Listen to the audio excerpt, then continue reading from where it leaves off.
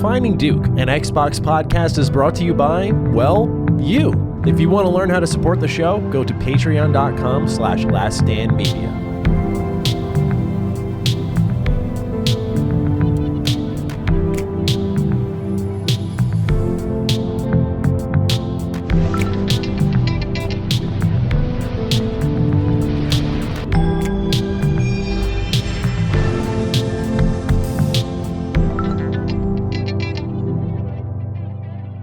Salutations, everybody. It is Maddie here today, and welcome to episode 211 of Defining Duke, an Xbox podcast for now, at least. We'll talk later, but ladies and gentlemen, today I'm joined by the Streets of Rage maniac himself, Lord Cognito. How you doing today, good sir? Doing all right, man. I'm invoking a lot of Sega energy right now. Yeah. For reasons. Yeah. Feels right. Feels right to be a Sega guy right now. How are you doing otherwise? Anything happening in the last week or so? Yeah, bro. It's been crazy. But in a good way. I mean, you talked a little briefly offline in the sense of like, you know, good busy. Like so many cool things going on, but it's like things are just lining up back to back. So it's one of those kind of things. But I've been in a good, I will say I've been in a good gym mode. I've been in a good consistency. Remember I said I had that bad period in December. Now I'm kind of ramped up and I'm in this really consistent bag where I'm just like, I don't want to really stop that. So I've been doing that. And then we'll talk about games and stuff I'm playing. But no, mentally, I'm okay. You know what I'm saying? I'm just trying to navigate a bunch of things and make sure right now my calendar is my best friend. Like scheduling, making sure everything's in the calendar, everything's lined up correctly. That's kind of the time I'm on right now. But how you been, man? What's been going on with you? And speaking of calendars, I got this really fun planner from Laylee because I just enjoy listening to birds when I'm on my walk. I don't know shit about birds, but I kind of want to.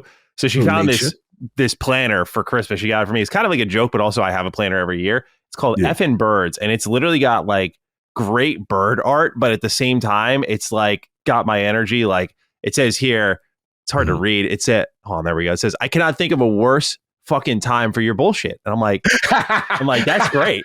That's where you at. That's perfect. She said it curses a lot and it's about birds. I thought of you and I was like, yeah, that works. But yeah, like man, the planner just is my lifeline. If I don't have it, I'll forget everything. It's so important. It's so important, especially because January used to be this kind of dead month for gaming. And I mean, you want to talk about sprinting out the gate? Like this week is stacked. Obviously, next week we're going to talk about the developer direct. There's many events and reviews and previews on the horizon already. We're really, again, hitting that ground running and just a lot to talk about. I mean, this week, ladies and gentlemen, I was putting together the show and we have like at least 5 headline topics. But normally when I structure things, I do the news section with like the heavy hitters. But there were so many heavy hitters that I was like, let me take one of the heavy hitters and put it at the front of the show to kind of get us warmed up, where we'll talk about that report from the outlet called The Information on where Xbox as a business stands. I figured, at least for those who just listen to the news section, they don't have to hear about the doom and gloom about Xbox once again. So that was the rationale behind my selection. But really, a fascinating report there. We're going to talk about the developer direct, tons of Oblivion Remake rumors again. Like there's just a lot, again, going on in the world of Xbox. So we have a lot to talk about. So thank you for being here, ladies and gentlemen. If you're interested in supporting the show, patreon.com/laststandmedia. That'll be linked down below. You can sign up there, get early ad-free access to this show every Thursday. You can also get early ad-free access to other shows like Summon Sign, Sacred Symbols, Punching Up, which is now weekly, Constellation, and so on. And you can also catch us on all mobile feeds. Wherever you want to listen to the Dukes, we're there for you. Let's start with some write-ins from our audience. You can also do that on patreon.com/laststandmedia. And Baby Hippo is the one who took the bullet. Finally. I've been waiting for this moment. Feels like it's been an eternity, but it's only been about a month.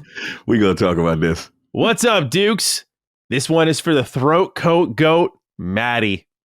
Friday, I woke up and my throat was a little raspy and food was a little tough to swallow. By Saturday, my throat was ripping hot and I could barely swallow. So I quickly booked an urgent care visit and I found out I had a case of motherfucking strep throat.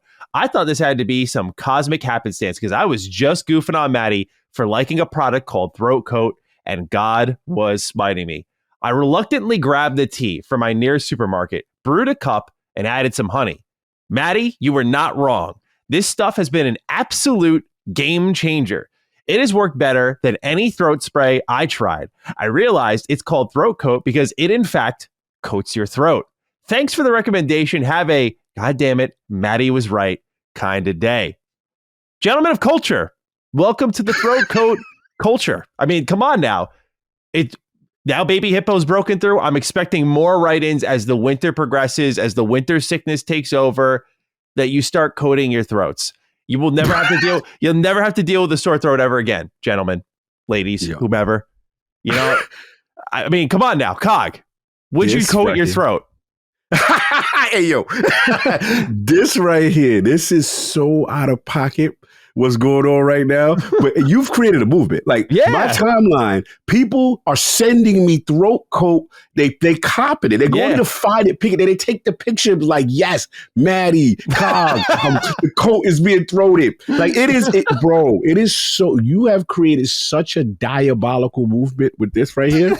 Like at this point, they need to hit the Dukes up for a sponsor. Like you go hard in the paint right now. So this right here is so hilariously funny. But what's crazy is, everyone that says they used it, be like, yo, that joint is type effective. I mean, that's the thing, right?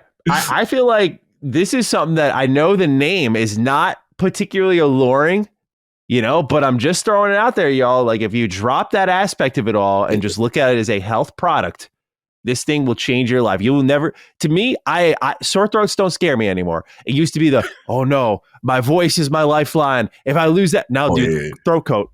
That's it. Don't go. That's it. Don't go for professional podcasting. Yeah. Bro, the part that got me, I think I was speaking to Jess from Bethesda. It's look at the package advertising, bro. Like, what does it say? First one is organic throat coats, which sounds wild. That's a vial. That's a flag. So what is a non-organic throat coat? What's a non-organic then? I've never even heard that. Okay. Then it's original with slippery elm. What is that? What is slippery elm? Like this right here, the packaging is so diabolical. You have to laugh. Like the fact that something like this exists with this level of description is the funniest thing ever. But yo, you got imagine the boardroom meeting. Like they're picking the name out, and this is what they settled on. This is what they were like. It is a throat coat. Like I could see some science nerd like, well.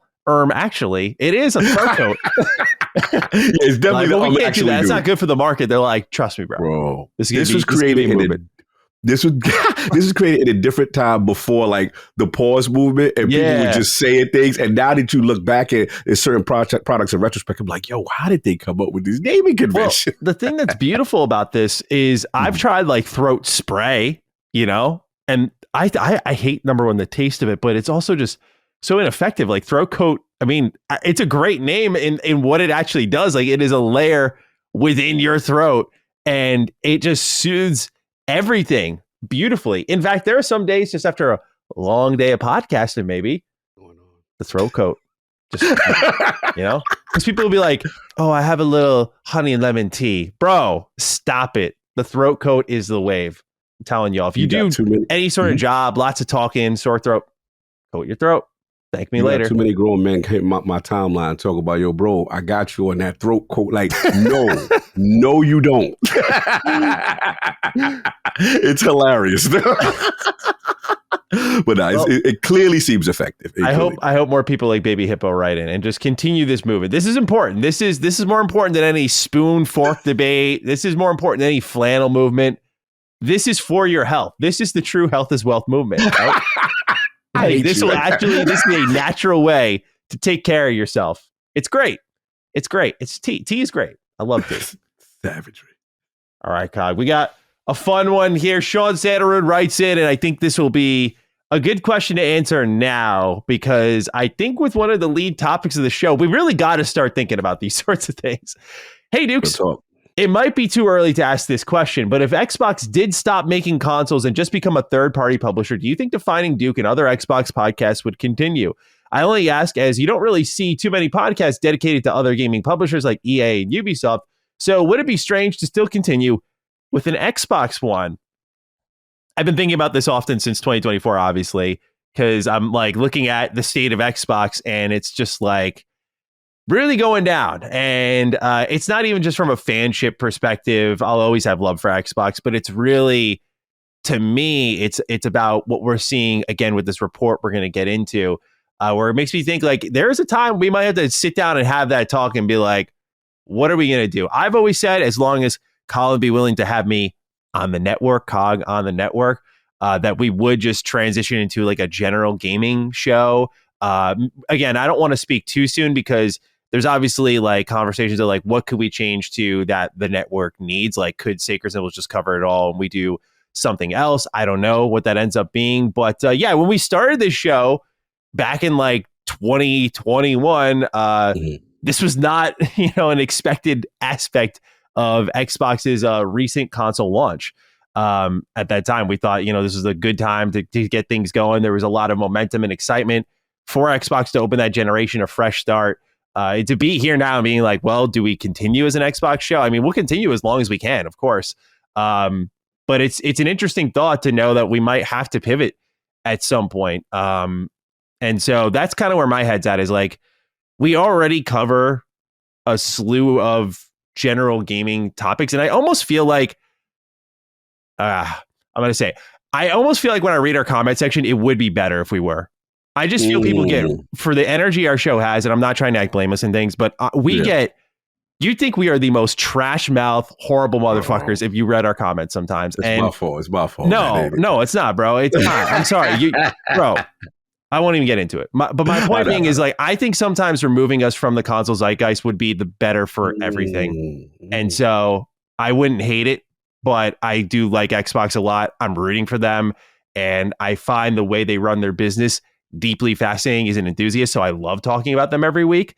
Even when, again, this is pre we're going multi-plat. I'm talking the acquisitions. What's the game plan? Like for all the easy mudslinging there is with Xbox, it's been so fun to cover them because they've been just doing such a different strategy than any other console generation we've seen from them and their competitors. But yeah, that's kind of where my head's at. I do think sometimes that just being a general gaming show that talks gaming news across the board would be kind of good for the audience that it brings. And I think it'd be good for us as hosts because we're well equipped because we just play all types of games.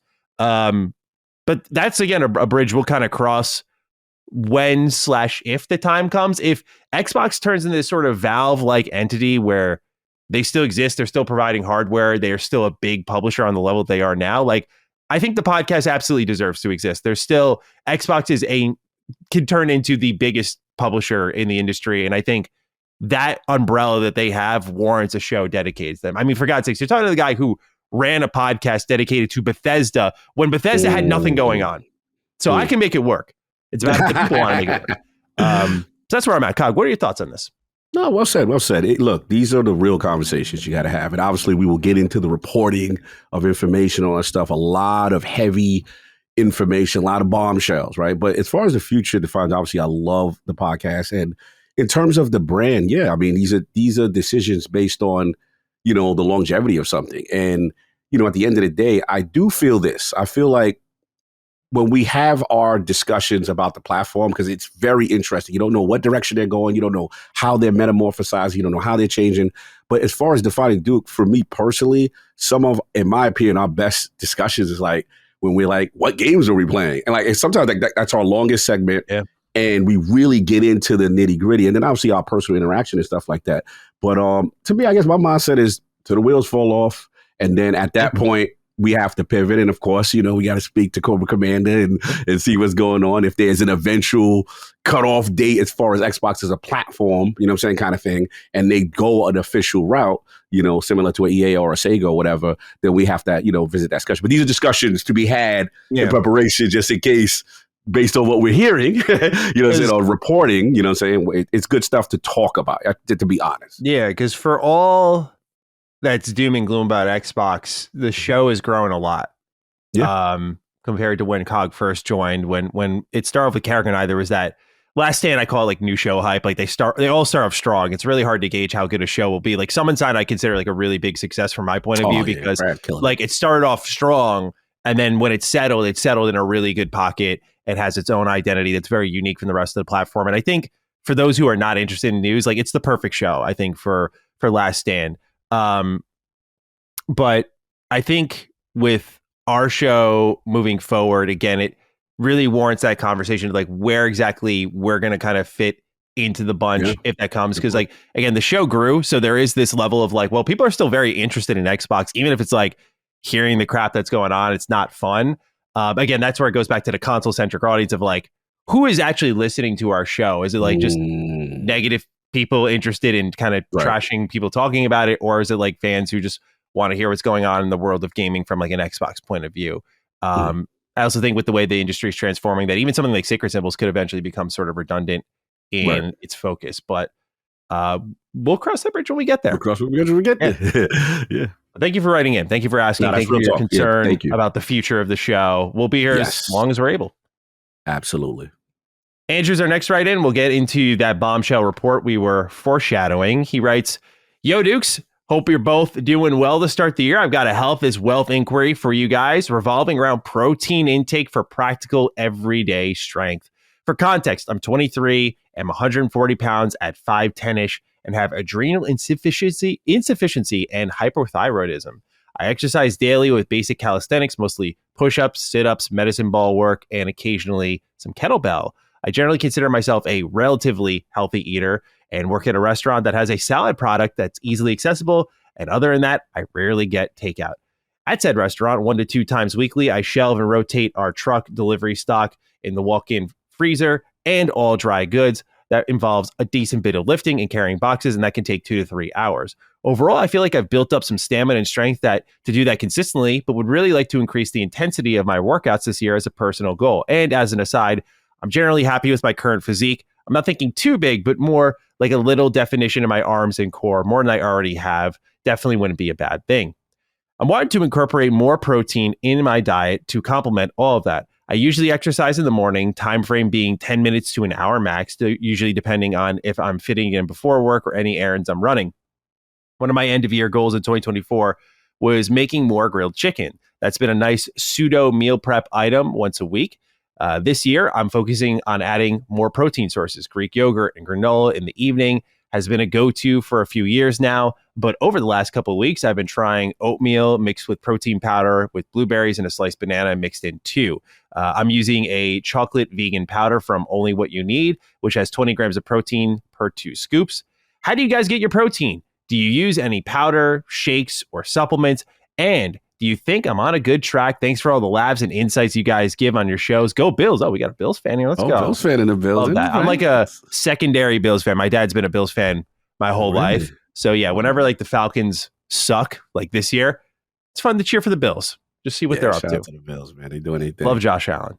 Yeah, Allen's dope. He's dope. All right, Cog. Well, you're way bigger than me, so I feel like you are way more qualified to speak about this. I can talk at least a little bit about gaining weight and mass and that sort of thing, because I was very thin, but I feel like you, in the terms of putting on that muscle, way more qualified. So all you, dude. Yeah, shout out to Andrew, man. I think he's fine, to be honest. You know, when I'm looking at, he said he's 23, 5'10", 140.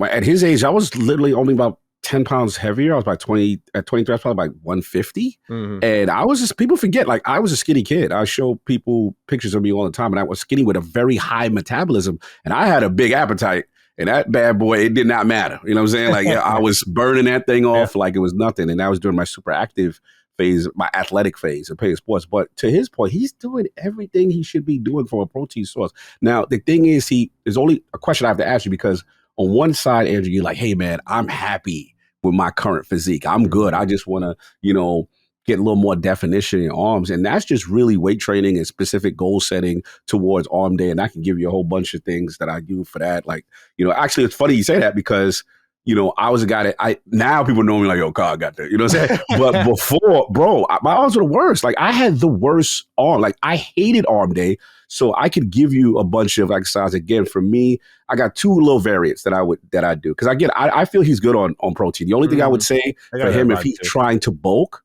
I would say what really got me going from that 150 then the 160, 170 kind of thing that I kept going was whey protein every morning when I get up. So for me, I would do whey as like the first thing I would get up, like usually like a ready to drink form or a scoop form, whatever you want to do. Usually they're that 20 to 30 range. For me, I really like Isopure, but it's expensive. Isopure was amazing. So I did that. And then the key for me was whey in the morning. As soon as I get up, do your 3 meals a day, whey immediately after the workout. And then the last thing, like before bed, is casein protein, because casein protein is slow digesting protein that you can get through, that basically breaks down to your body while you sleep. Because basically while you're sleeping, it's kind of like a fasting period. But again, this is only if you want to bulk. The vibe I got from you is you like your physique. You're good where you're at. You don't necessarily want to get too hard. You just want to get the arms right. So for the arms, what I would say is two things. Dudes be slacking on the tries, bro. You gotta, I know the bicep is the manly thing, and you know what I'm saying? You in there. I noticed the tricep on a guy more immediately than the bicep, because you just see, like, when their arms hanging, you just see the cut right away. And that's what's going to fill out that shirt. You know what I'm saying? Like, so for me, tricep. So two things that really took my arms to the next level. It's difficult, so it's an advanced movement, but decline skull crushers. So get like a try to keep the elbows in and get what you call a barbell.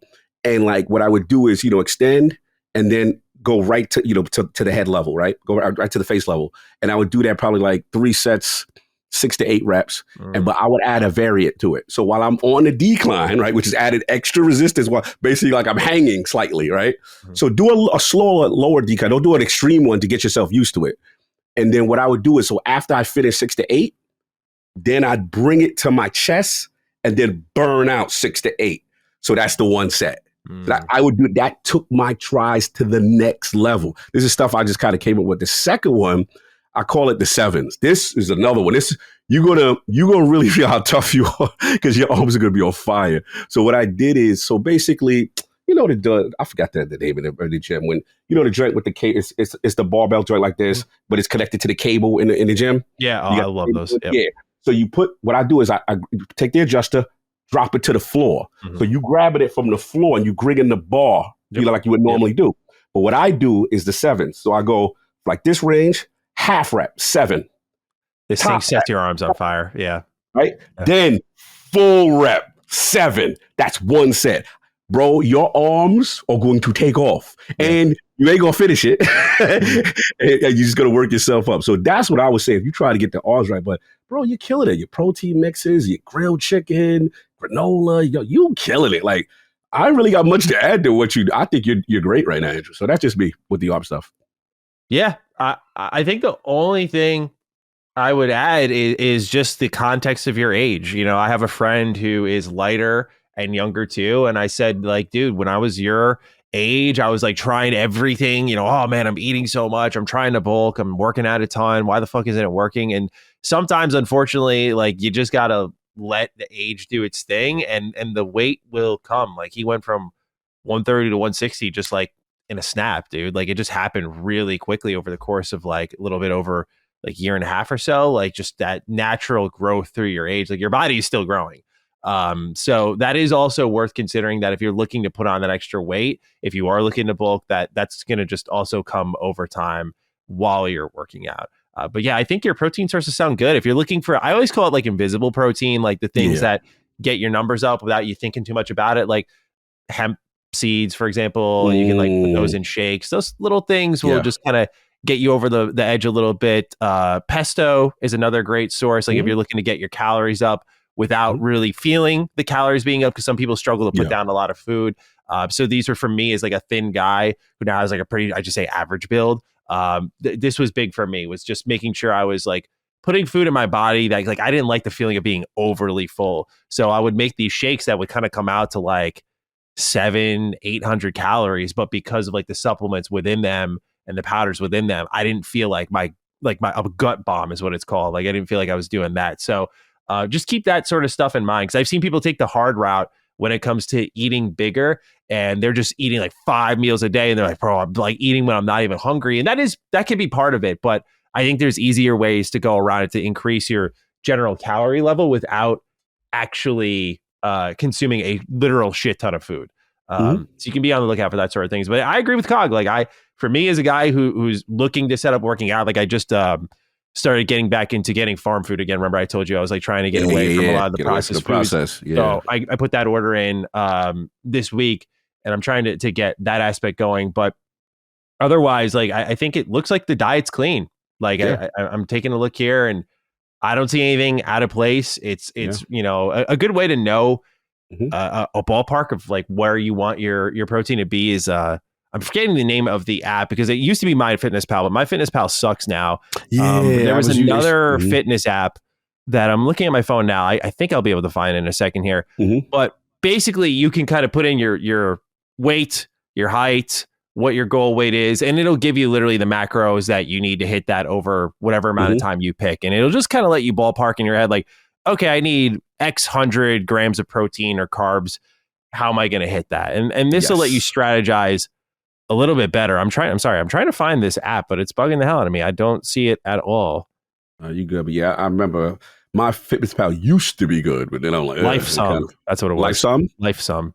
SUM? That's what I use. LifeSum. It's pretty good. I check that out myself. Yeah. It's basically the same as MyFitnessPal, except just like not with all the paid features and everything like that. It's really good. So go ahead and check that out. But it looks like you're doing well, dude. Just trust the process at your age is my best piece of advice. Yes, sir. All right, Cog, let's get into the news. We have a bombshell report on Xbox's financials to dive into to open up this show. A bombshell report has arrived by way of the information. In this report, it states that in 2021, a year Xbox took home Publisher of the Year and saw a lot of exclusive content release, Microsoft CEO Satya Nadella faced down a choice on whether or not to shut the Xbox business down.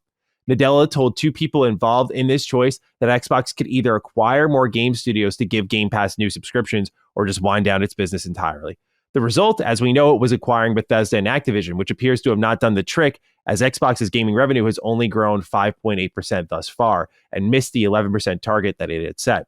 The report also states that large gaming studios have continued to resist putting their games onto Game Pass day one, some even openly doing so, as we've seen with Take-Two CEO Strauss Zelnick. The twist is that Xbox has tried to change the tide through buying up Activision and putting their games on Game Pass, but the studios have actually only resisted more since then. They also bet on the idea that the Activision deal would attract game developers to rent their Azure cloud servers, something Activision has yet to do as it still rents from their Google Cloud and Amazon Web Services, as well as their own servers in-house. One aspect of Game Pass that has long eluded its fans are hard numbers and its growth trajectory. Between its launch in 2017 and 2021, Xbox Game Pass grew to 18 million subscribers. The target is over 100 million Game Pass subscribers by 2030, meaning the company would need to triple its current subscriber base in 5 years or grow at a 40% extra annual rate, which would be faster than every year since 2020. Game Pass growth was also originally tied to Satya Nadella's pay package, but then removed in October of 2023, interestingly, right after Starfield, after the service failed to meet its target 2 years in a row. The company is appearing to lean heavily on cloud and AI software sales to pick up the slack, as investor comments suggest a similar expectation. One such investor is Denny Fish, who has $800 million in Microsoft stock and has called the Activision acquisition, a disappointment. When reached out to for comment, Microsoft deferred to Satya's prior statement to shareholders that Game Pass set new revenue records in the prior quarter and a record number of people had signed up for Game Pass on day one for Black Ops 6. This news follows the massive pivot we've seen in Xbox's business. It was only recently that we learned through VG charts that estimates place the Xbox Series X and S behind the Xbox One, with stagnating console sales that an almost 8-year-old Nintendo Switch has doubled in the holiday window. We've also seen a push for multi-platform that'll only get more dramatic in 2025, with key brand-defining franchises jumping to other consoles, as we will talk about in our number 1 or 2 item in the show this week.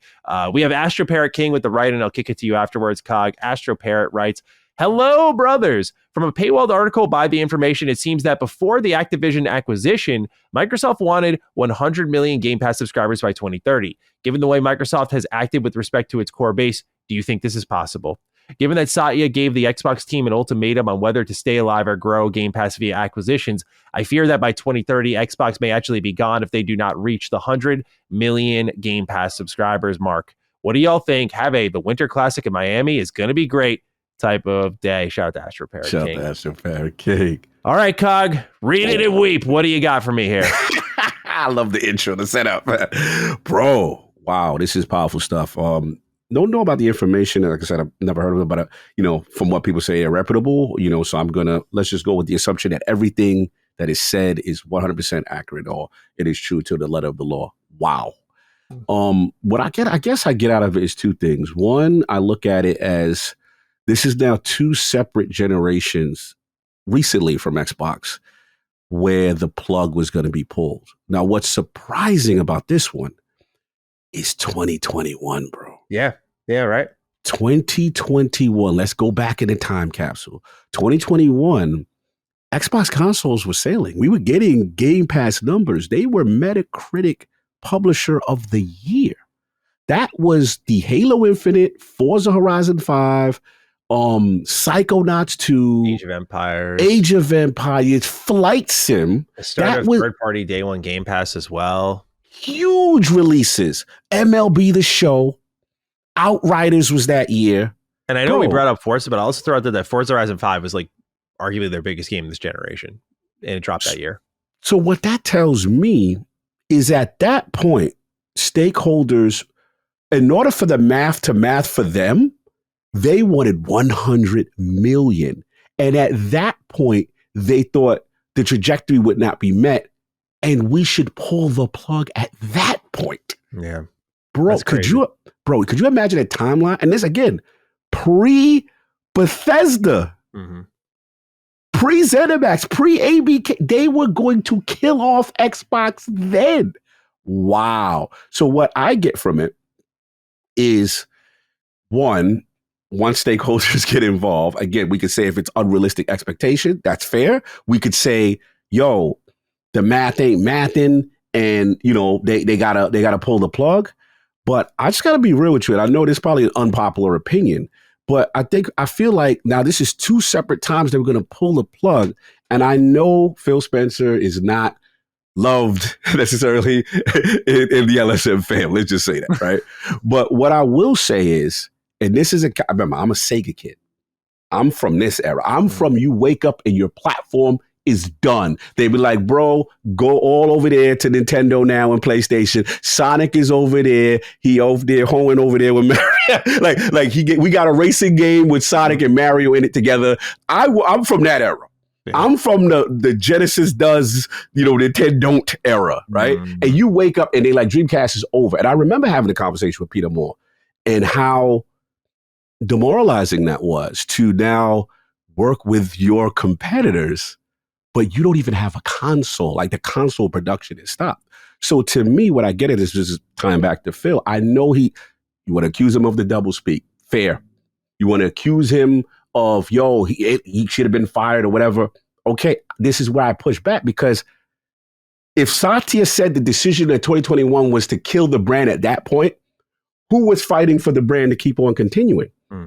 And we know for a fact, we have evidence that says, hey, he got to convince stakeholders, hey, we could do Game Pass. Remember what he was handed in the Xbox One era. Because at the end of the day, to me, if we want to put a pin on this, their decline started from the Xbox One era. That's Don Matrick. And then during the Terry Myerson days where they wanted to kill it then. That's 5 studios, TV. This man was handed a turd and was like, save the day. Let's keep it a buck if we're being honest. So the play then was, all right, Game Pass, buy studios, and then towards the end, Game Pass. That bought them time. 2021 was the most popping year in Xbox. Me and you've done Define and Do. And we were like, yo, remember we thought, bro, it's on now. The trajectory is up. Yeah, and then obviously 2022 happened. Yeah. we so after that. Over. Yeah. You know what I'm saying? But they were going to kill it in 2021. So then the play again to say, hey, let's, let Phil to Satya, let's go after Bethesda. Let's go after whatever. And I get it. I'm not saying the man's perfect. I am not. All I'm trying to say is I am from a timeline where your console doesn't exist anymore. So the way I internalize it is like, I am happy they are still here, because I've always said this to you guys. I always said, is this about greed or is it about survival? This is clear as day. This is survival. They have not reached their targets. They have not become to a point where they feel this long-term could be sustainable, right? And we got to give Colin his flowers on Game Pass and the whole thing, because Colin's been day one from that. We have to give Colin his flowers on like that, because I've always said on record, like, yo, I don't know if it's Baffin, you know what I'm saying? But they're the ones that make the decision. So clearly they have some target. I've always said that they clearly have some target. Now we know what the target is, right? 100, which seemed a bit unrealistic, but hey, that's where they at. So in conclusion, they're just one of those things where I'm just like, now we got the ABK portion, right? They saying, they were thinking that it was supposed to be over there on Azure. They were going to leverage that. Stuff is still on Google and Amazon. That still may happen, you know what I'm saying? But again, it's no guarantees. What I'm trying to say is I had this heart-to-heart with Attic recently because all he cares about is the console. And I get it. And I know Xbox guys, my Xbox brethren are going through it right now. You know what I'm saying? They're going through it. And all I would say is for me, as a former Sega kid, I understand. This your first time. This your first time. With something you love could go away. And all I say is, and again, it goes back to just be thankful that one, you still have a console, you still have games, you still have a service for however long it lasts. Just be appreciative of the timeline that you are in, that you at least still have it. Who knows what's going to happen next generation? I can't predict that. I'm just saying, as a Sega kid, as a kid who loved TurboGrafx 16, as a kid who loved Neo Geo, as a kid who loved 3DO, it can end like that. And this is proof at their height, they were going to pull the plug. So I'm curious what you got to say, because there's so much to this. Man, it's a lot. There's more I'm going to talk, but I want to let you get your balls off because this is a lot. I definitely, I don't know how to word it. I just feel like I look at this and go like, this brand feels like it's on a timer. Like I just read this and I was like, how do you outlast this? 100 million subscribers? They're not going to hit that. There's no way. You have Call of Duty. Like there's no way that with even the biggest IP on this planet, like it takes a collective effort. Their success banks on other people participating in their success, which is just a horrible way to really run your business in the scheme of things. That like, the only way we survive is by other developers with big games that are not as appealing as our own joining this service. And maybe it gets easier to sell as that subscriber count grows. But when you're buying up companies and putting like high profile, widely marketed, your Call of Duties, Starfields into that service, and you are seeing surges, but they're not sticking and it's not growing to the exponential percent that you need it to. What is going to make it grow, right? Especially when you've jumped prices, you've changed business practices and strategies. It's lowered confidence in the brand. Even if Game Pass, I still think is fantastic, and I think it sells itself. Many people care about just owning games. There's a lot of immediate problems Game Pass kind of faces that now knowing the business kind of and its survival is leaning on it completely. I'm like, this wasn't really, I'm glad they survived as long as they have, but I'm like, this wasn't like a great long-term solution to make it like the core of the business. We'll see if that move to smart TVs and stuff is what gives them the jump of life that they need, where like being on everything helps them out. But I think their competitors are going to starve them out. Like they're going to see shit like this and be like, oh, you're not bringing Game Pass to PlayStation. PlayStation doesn't want Xbox around. I don't think Nintendo does either. I don't know why they would. These are two that clearly take advantage of lack of competition with their practices. And Xbox has in the past as well, mind you. So, I mean, their businesses, they're cutthroat. They're not going to be like, oh, you guys are down. You need more subs. Like, oh, you want people to play more games everywhere. Like, that's your business model. Okay, we got you. They're like, no, go fuck yourself. And like, I mean, you saw what happened with Jim Ryan and like how he stalled. I mean, his biggest contribution to that company was stalling out the deal long enough for Xbox to completely like hit a standstill mid-generation. That was his, and it's crazy. So just on the 100 million mark, and to answer Astro Parrot King's question, I don't think they're hitting it. And if that determines the future of the console, then that they'll stick around after that, I don't think they're sticking around. I don't think they're going to hit 100 million by 2030 at least. I think maybe they can eventually, but by 2030, absolutely not. But Kyle, go ahead. You got something to say? No. I was just glad you said that, and I completely agree. Right. So to me, when I see the multi-platform, everything makes sense now. If this is to believe, because if you see this aggressive, we're not really listening to what you're saying, core base push about, hey man, because the push, and even I'm guilty of it. It's like, yo, man, I would just like you guys to keep. I don't mind games going anywhere, right? But I would like to keep what makes you, right?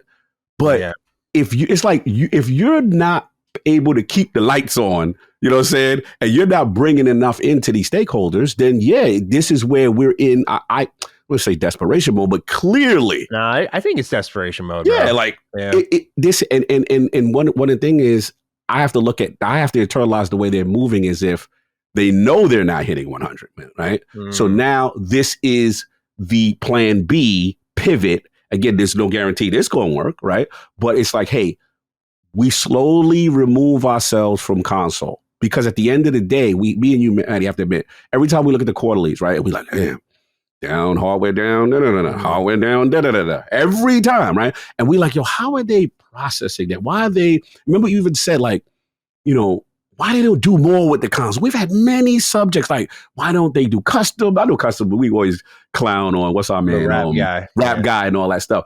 But it's clear as day. It feels like a slow pull away, right? Now, I think what's fair to to ask, right? Because obviously we know they have Sarah Bond and Jason Rodman as the future of next generation, but it's fair to ask, you know, like, yo, I need to see it to believe it, because it seems like you are completely pulling away from that thing that is bleeding you. And if it's bleeding you, if hardware is bleeding you and they don't want your hardware, and obviously with Game Pass where it's at right now, you're not hitting the target. And then obviously the report of now developers saying, hey, you know, we don't really interested as much as we used to, because since post ABK. Because another thing is, again, I'm just assuming, I don't know this fact, but the thought process could be, yo, the bags might be lower than they were pre-AVK that they were giving dudes.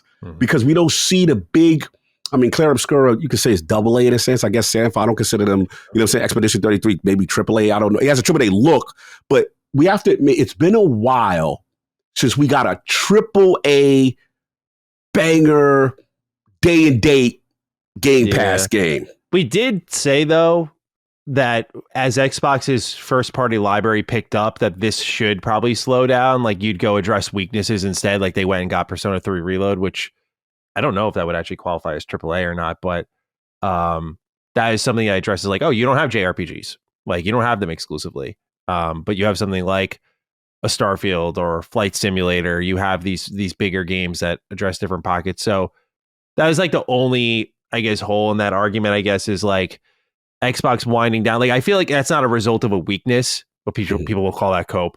I do think it's a result of just like their first part. Like, why, when you look at 2025's lineup, even if like 4 of those games skip, why would they spend money on other AAAs? Right? Well, that's valid. That's a valid point. And, you know, you're right. I'm sorry. Continue. No, that's all I had. You know, that's a valid point. I guess for me, because look, I'm old enough. I've been through a lot of this stuff before. So this is a lot of stuff you analyze, you look at the information. Some of it's funny to me because I understand I empathize with people, like, this is their ecosystem. It's their favorite ecosystem. It's the only ecosystem they know, and they're scared to death. The best analogy I can give, remember Infinity War? Remember Avengers Infinity War, right? So remember Thanos is grabbing up all the gems, right? And it's that classic scene, and it's Iron Man, it's Doctor Strange, right? And it's at one point, Maddie, Doctor Strange willingly gave the gem to Thanos. And Iron Man looked at him like, yo, what are you doing? So the way I look at it is like, why are you giving your exclusives up to everybody? And what was Doctor Strange's quote? This was the only way. And that's how I internalize this. This is the only way you get to at least try to survive for however long you get to survive. Yeah. Right? I don't know if this strategy could work. It could not work. You know what I'm saying? But it buys you time while you figure this out, or whatever this metamorphosis of this is an Xbox, right? Or whatever. Maybe it is, and you just have to deal with the heart. I know Xbox, I don't like when I say this, and I get, people don't realize, I get flack on my old platform for saying these things, but it's just like, bro, like, you have to deal with the fact that there may be that day you are Sega and you are just a third-party parcel. Now, right now, what's unique is could be a publisher, but you're in this unique uncharted territory where you're you still have a console, but there's no guarantee that that's going to continue, in my opinion, past the next generation. So, yeah, crazy stuff. Last point, the Satya removing his Game Pass growth tied to his pay package, very telling. Yeah. Very CEOs, corporate cognitive, CEOs know what their legacy of stuff is tied to. and their pay bonuses are tied. When you remove yourself from that, that is a huge red flag to me. It says like, we're not going to hit this, so I'm not going to benefit from it. So that's it. They ain't messing up their bag. People don't understand it. Corporate performance reviews, that is tied to that man's salary. Mm-hmm. So now that they have removed that from his salary, and that's why, again, I go back to Phil. At least could you imagine, I know I'm going to get killed for this, but for the people who don't like Phil, fair, liar, doublespeak, full of S. Okay, cool. Could you imagine Xbox died in 2021 and we didn't get anything from Bethesda? And we didn't get any of those games from that point? Mm-hmm. Be fortunate. That's what I'm trying to say. That you get to live as a Sega kid looking from the outside, that you got to live to another day. Oh, dude, if Xbox took Bethesda down with them, I would throw the biggest shitstorm I've probably ever thrown, because that would break my heart. Is that Xbox has bought so much shit now that if they shut down their business, they just take a insane amount of stuff with them. Obviously, the talent lives on, but I mean, they're all scattered now. That's the craziest part about this that I don't think we've really tackled. Is we're not talking about like, oh, it's the hardware or something like that. Like, Sayo is considered as shutting down the whole operation. And that's crazy because Xbox as a brand has managed to make some level of money in the past, but it's always been the plaything. But to see that Sayo was like, yeah, despite all of that, this we're just going to shut down the whole venture. That to me is startling. I'm like, dude, this wasn't even like, oh, our hardware sales are down. It's like, we just got a year into the new console. Do we really want to do this, guys? Do we? Shouldn't we just stop now? Right. That to me, that's crazy, because at least from a fan perspective, and I can't speak to seeing what the data was pouring in at that time, but from a fan perspective, it felt like, okay, Xbox One generation, like we had some great games at times, but yeah, it was like a generation to forget after the goated 360 and the very original, interesting ideas that came from the first Xbox. So we're put that in the rear view. Here's the Series X and S. Oh, you got this cheaper alternative. Like, this is great. Like, all of it was there. Oh, you bought all these companies to end out the last generation. They're going to deliver in a couple of years. To know that they did all of that, and then Satya was like, think of when they were on stage in 2018. And he's like, we bought Playground. We bought Ninja Theory. We bought XYZ. At a certain point, like, I know it's, again, easy to shit on Xbox, but I look at it, I'm like, what the fuck was Satya doing? You just bought all of those companies. And then 3 years after, you're like, guys, like, let's wrap it up. I mean, that's an insane statement on the potential state of the Xbox business and why they've so dramatically shifted. And maybe part of that phase one was, hey, we just bought Bethesda. Let's start deploying exclusives. Let's see what happens. We saw that. We got a year of that in 2023. And it didn't change much, as I've documented in nauseating amount of times. Then you hop into 2024 and we see the dramatic pivot that it is. Because I think the panic set in. It's like, okay, 2022, nothing happened. It's like, well, we can't react to nothing. Okay, we'll give you 2023. We'll get all these games out. 2023, business barely moves. They're like, we have to change now or die. There will be a documentary on all of this one day. No doubt about it. There will be a tell-all. There will be a book. You could write a book about Xbox right now. It'd be like a fucking tome. Bro. But I worry about them, man. I love their games. I love their vision at times. But I look at this shit and I'm just like, I don't know how, in the face of all of this, that they are able to last past 2030 if this goal is so closely tied to their own existence. I don't want them to go away at all. Mm-hmm. I always say that despite people thinking I hate Xbox, this industry is going to be so much worse off without them, because, again, I don't want an industry where PlayStation and Nintendo are the ones who are left to kind of decide how the console business runs, because we, I think, need a challenger brand. And maybe Valve fills those shoes. We've heard rumors of Valve stepping in with a console. I think that would also be really interesting. But Xbox having that like long stake in the game, I think, is important.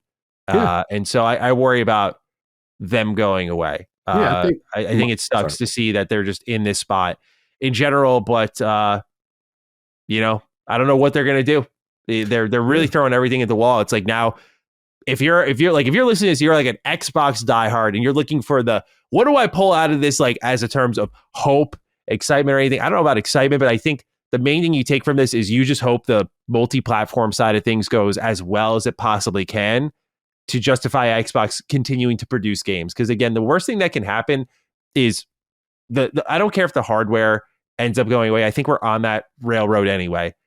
But the games and the IP they own, if those went away, that is like a seismic loss to the industry. And no doubt we would hear about it. You cheered on the acquisition. No doubt we would hear about it. But yeah, look, I know that's fair. It's such a bummer. That's all I got. No, I feel I think it's fair. I think, again, hindsight is 2020. We also have to come into a fact that prior to acquisition, like I always said, even with ZeniMax, they were trending out of the industry. So again, if it's about survival, right, that's what I'm looking at. And clearly prior to that, they remember they were like, Bethesda used to be hashed, was it Save Player One? Then they became Youngblood and all the trend chasing and wave, and it didn't work. So that again bought them time. It's easy to say after the fact, like, yo, this is like, bro, you would have died then. You know what I'm saying? That people have to keep that in perspective. You would have died at the Xbox One era. You would have died. There's all these points of death where they're extending life. So that's how I look at it. But to your point, the only positive thing I can tell as a former Sega kid who came to the platform is you hope that the multi-platform strategy actually brings them revenue. You hope that if this is the transition to publisher and they're like a generation away, that keeps them going. Because that, to me, is like, again, the Doctor Strange thing, like the only way it seems at this way. Because we have to be real. You're not hitting 100 million, fam. Mm-hmm. You're not hitting that. And again, it almost feels, this is when stakeholders get involved and they go, oh, okay, we bought, okay. So what? And I remember Satya's comments to Phil right after acquisition. So like, why do we have these games exclusive? See, they're just trying to maximize revenue. They don't understand console fan logic. They don't understand exclusivity power. They don't understand that. Bro, that spreadsheet could be bigger. We could move a couple more decibels over. Why are these things locked to your platform? But we just bought this. We could put, you see what I'm saying? Mm-hmm. That's the mentality of, I want to say corporate greed, but higher ups. That's how they think. So this current regime has been up against it once they got to the big boy table. Because now all the eyes, remember the Amy Hood, the thing, we're worried that you're building a moat around this, Phil. We're worried, like, we've seen all these comments. So again, your best hope, I think, obviously from the console standpoint, we have to be realistic. But from the game standpoint and from going and this is an Xbox multi-platform, multi-software approach that allows them to survive and they can flourish in that way. So we'll see. I mean, Sega, to its credit, is here and rocking, as big as it's ever been. But we will see. You know what I'm saying? My personal hope, just to find out, I know I'm going long. Yeah. My hope is, at the end of the day, if you're doing this approach to survive, fine. I would just like a boutique console. You know what I'm saying? Just that even if you don't mass produce like you used to, you know what I'm saying?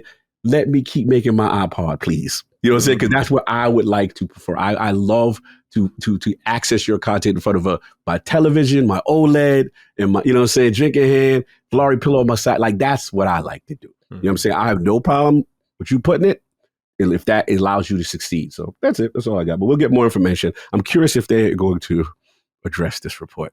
I don't think they will. We pull so much attention to a lot of potential failures. Because none of it is good. That's the thing. None of it's like, here's a positive outlook after it's all said and done. It's, I worry for them. But fortunately, there's a lot of good news in this show otherwise.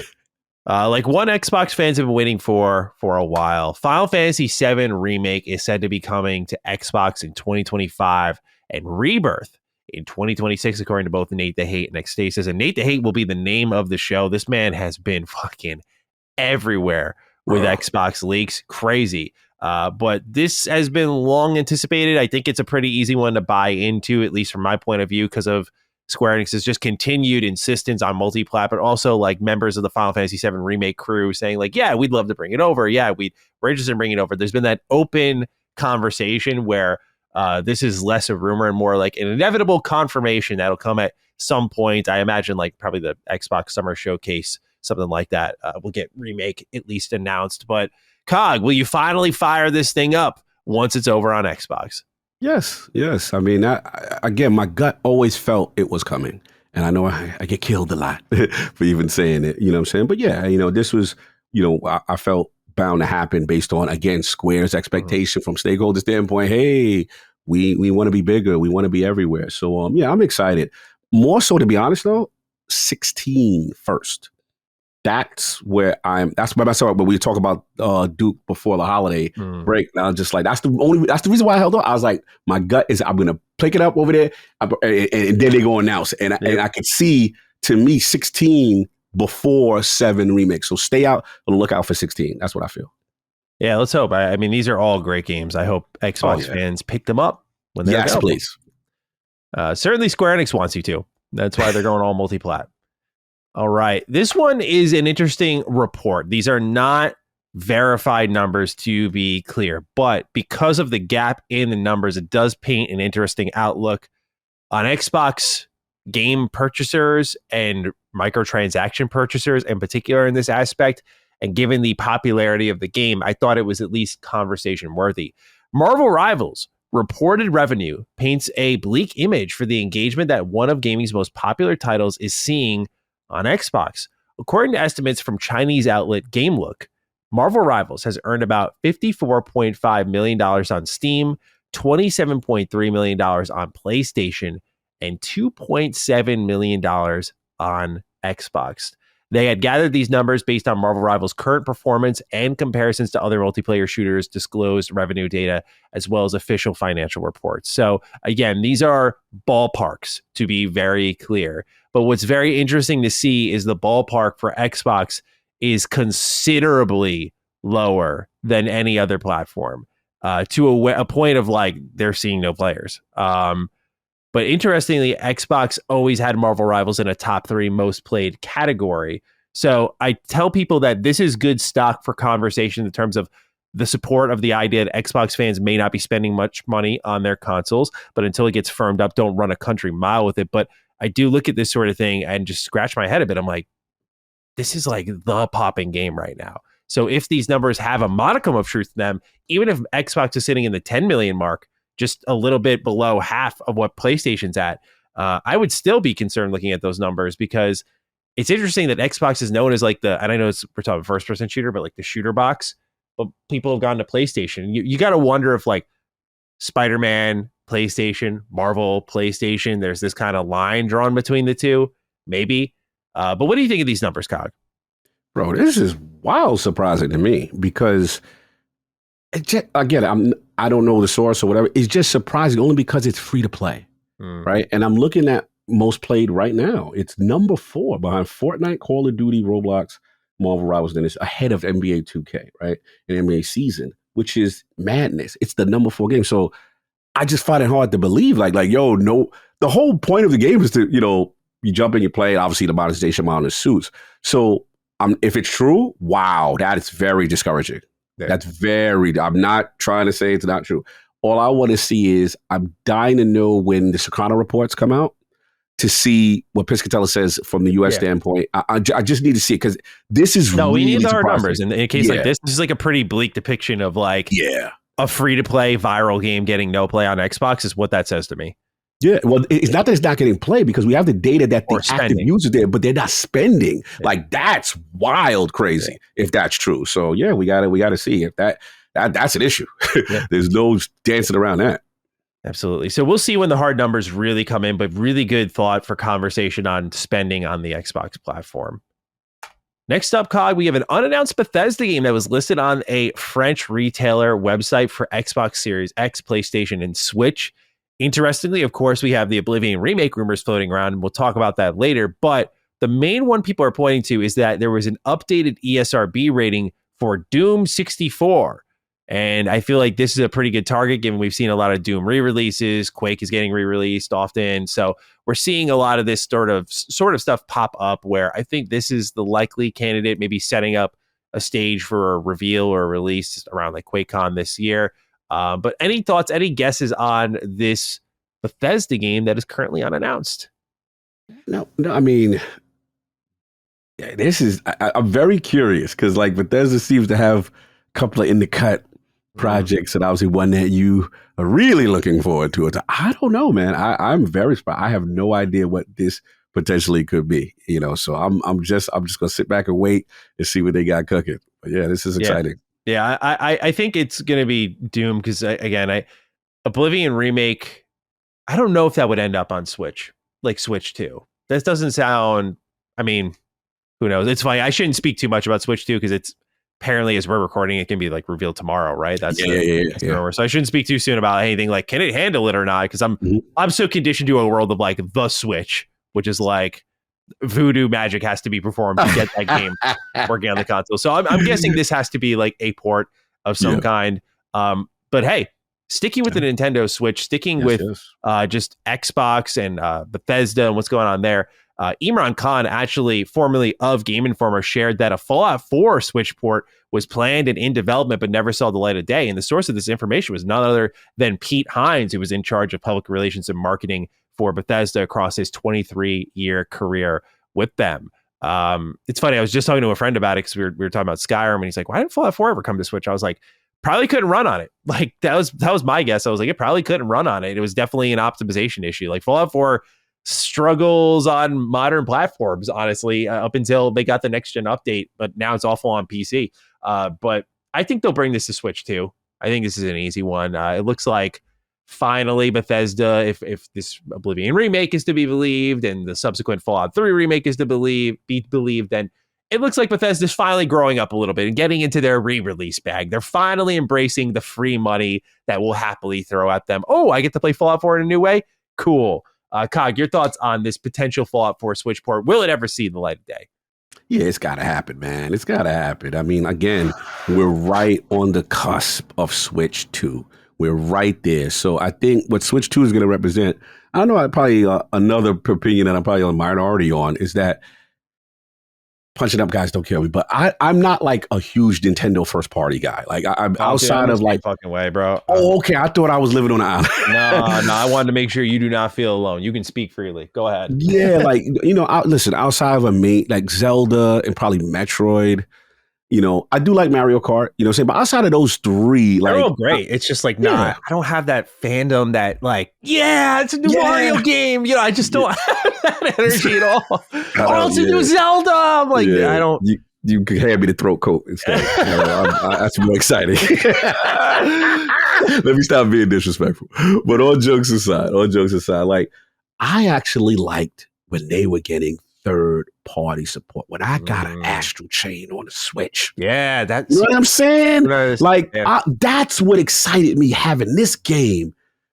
Even though I hated the fact that they didn't have the multiplayer. When they had the Marvel Ultimate Alliance 3, and I'm like, this is why I got you, Nintendo. Like, I want to see you get third-party support and also some of the bigger games not miss the platform. I'm not here for all that other stuff. You know what I'm saying? Like, I'm salute. You know what I'm saying? But that's not me. I'm a Sega kid, so that none of that stuff really got me crazy, to be honest with you. But bro, so this excites me, tying it back to Bethesda now. Now we can get a port where we get in the Doom. So I think they did bring Doom and Return, but they kind of ran. They just barely ran, but they ran. You know what I'm saying? But now we can see mainline kind of that AAA energy stuff finally come over to the platform, because if the rumors are to believe, like you on par with a PS4 Pro and you know what I'm saying? Like you maybe right between a PS4 Pro and an S, or you right next to an S. Let's go. That's what I want to see from them. And now we're going to see quality ports that come over, because I do like the Switch, man. Like it's a great device. Like I for all the Nintendo slander I have thrown, I will say when I first saw the Nintendo Switch commercial, and I remember seeing a guy, he took it from his home off the living room, he jumped on the plane. I said, that's me. Mm-hmm. I said, that's me. Now, I wasn't the dude that took off the Joy-Cons and they was playing on the basketball court. Yeah. And they was on the rooftop. I wasn't that. Yeah. But I was the playing guy in that commercial. And I'm like, yo, this is going to work. And they finally got the form factor. Everything is perfect. And I'm just like, man, they got it. And then the support came and the rest was history. And now that's actually my favorite Nintendo console, period. Mm-hmm. Like the Nintendo Switch is my personal favorite console. So I love, and I love that they're not deviating and try. Because one thing about Nintendo, they try to get too cute and then reinvent the wheel every generation. No, bro, you've got the winning formula. Stick with that. With all the Nintendo books I've recently read, what I learned is when they got something, I feel like they know and they try to stick with it like a small iteration, right? Like you get the DS and the 3DS, right? And it's like such a small evolution, but the 3DS was huge, right? Or the Wii, and they tried like, oh yeah, we're gonna do another Wii, right? Like, so they do the Wii U, and we saw how that went. So it can always blow up in their face big time, right? So I'm interested to see how I mean, it's leaked so many times, right? It's got to be just like a Switch revision at the end of the day, how this actually performs on the market. I just hope it's not a sign of, I didn't really appreciate until I started reading these books. Like, I was like, wow, Nintendo really like has found some interesting ways to play video games. Like, it's beyond just the software. It's like the hardware they make that then enables this really unique software. So I hope that after the Switch 2, they have other ways that they're going to explore making games, like even just the way you engage with the Switch is just so cool. That ability to go handheld console, such a brilliant idea. So not for you in terms of innovation. Innovation long term. I'm totally cool with the Switch. If this is just a more powerful version of what I got right now, that's what I wanted. There's so many games I have on my shelf for my Switch collection that I've just been waiting to play because they run horribly. Like Pokemon Scarlet and Violet is actually fire, but I just cannot play that fucking game. I just can't. Bayonetta 3, I can't play that fucking game. Performance, bro. It's just not good. Hyrule Warriors, can't play it. Like, there's such a long list. I've been itching to use my Switch, but it's my least used system right now because I'm like, every time I fire it up, even I had to go through TMNT on it, and that was okay, but like after every wave in that game, it would hitch a little bit as it loaded in the next phase. I'm like, you're crusty and old man, like get out of here. Man, they need to run sorcery to get the things to work on it. Yeah, man, I'm with you. I would love that performance boost, that upgrade. And Nintendo, please, achievements, online messaging. Oh God, achievements, please, bro. That's all. You do that, man. I'm with y'all 100%. You don't even want to worry about me flirting with too many other handhelds if you do that. Absolutely. Yeah. Oh my God, achievements, please. I didn't even think of that. That'd be such a game changer for me.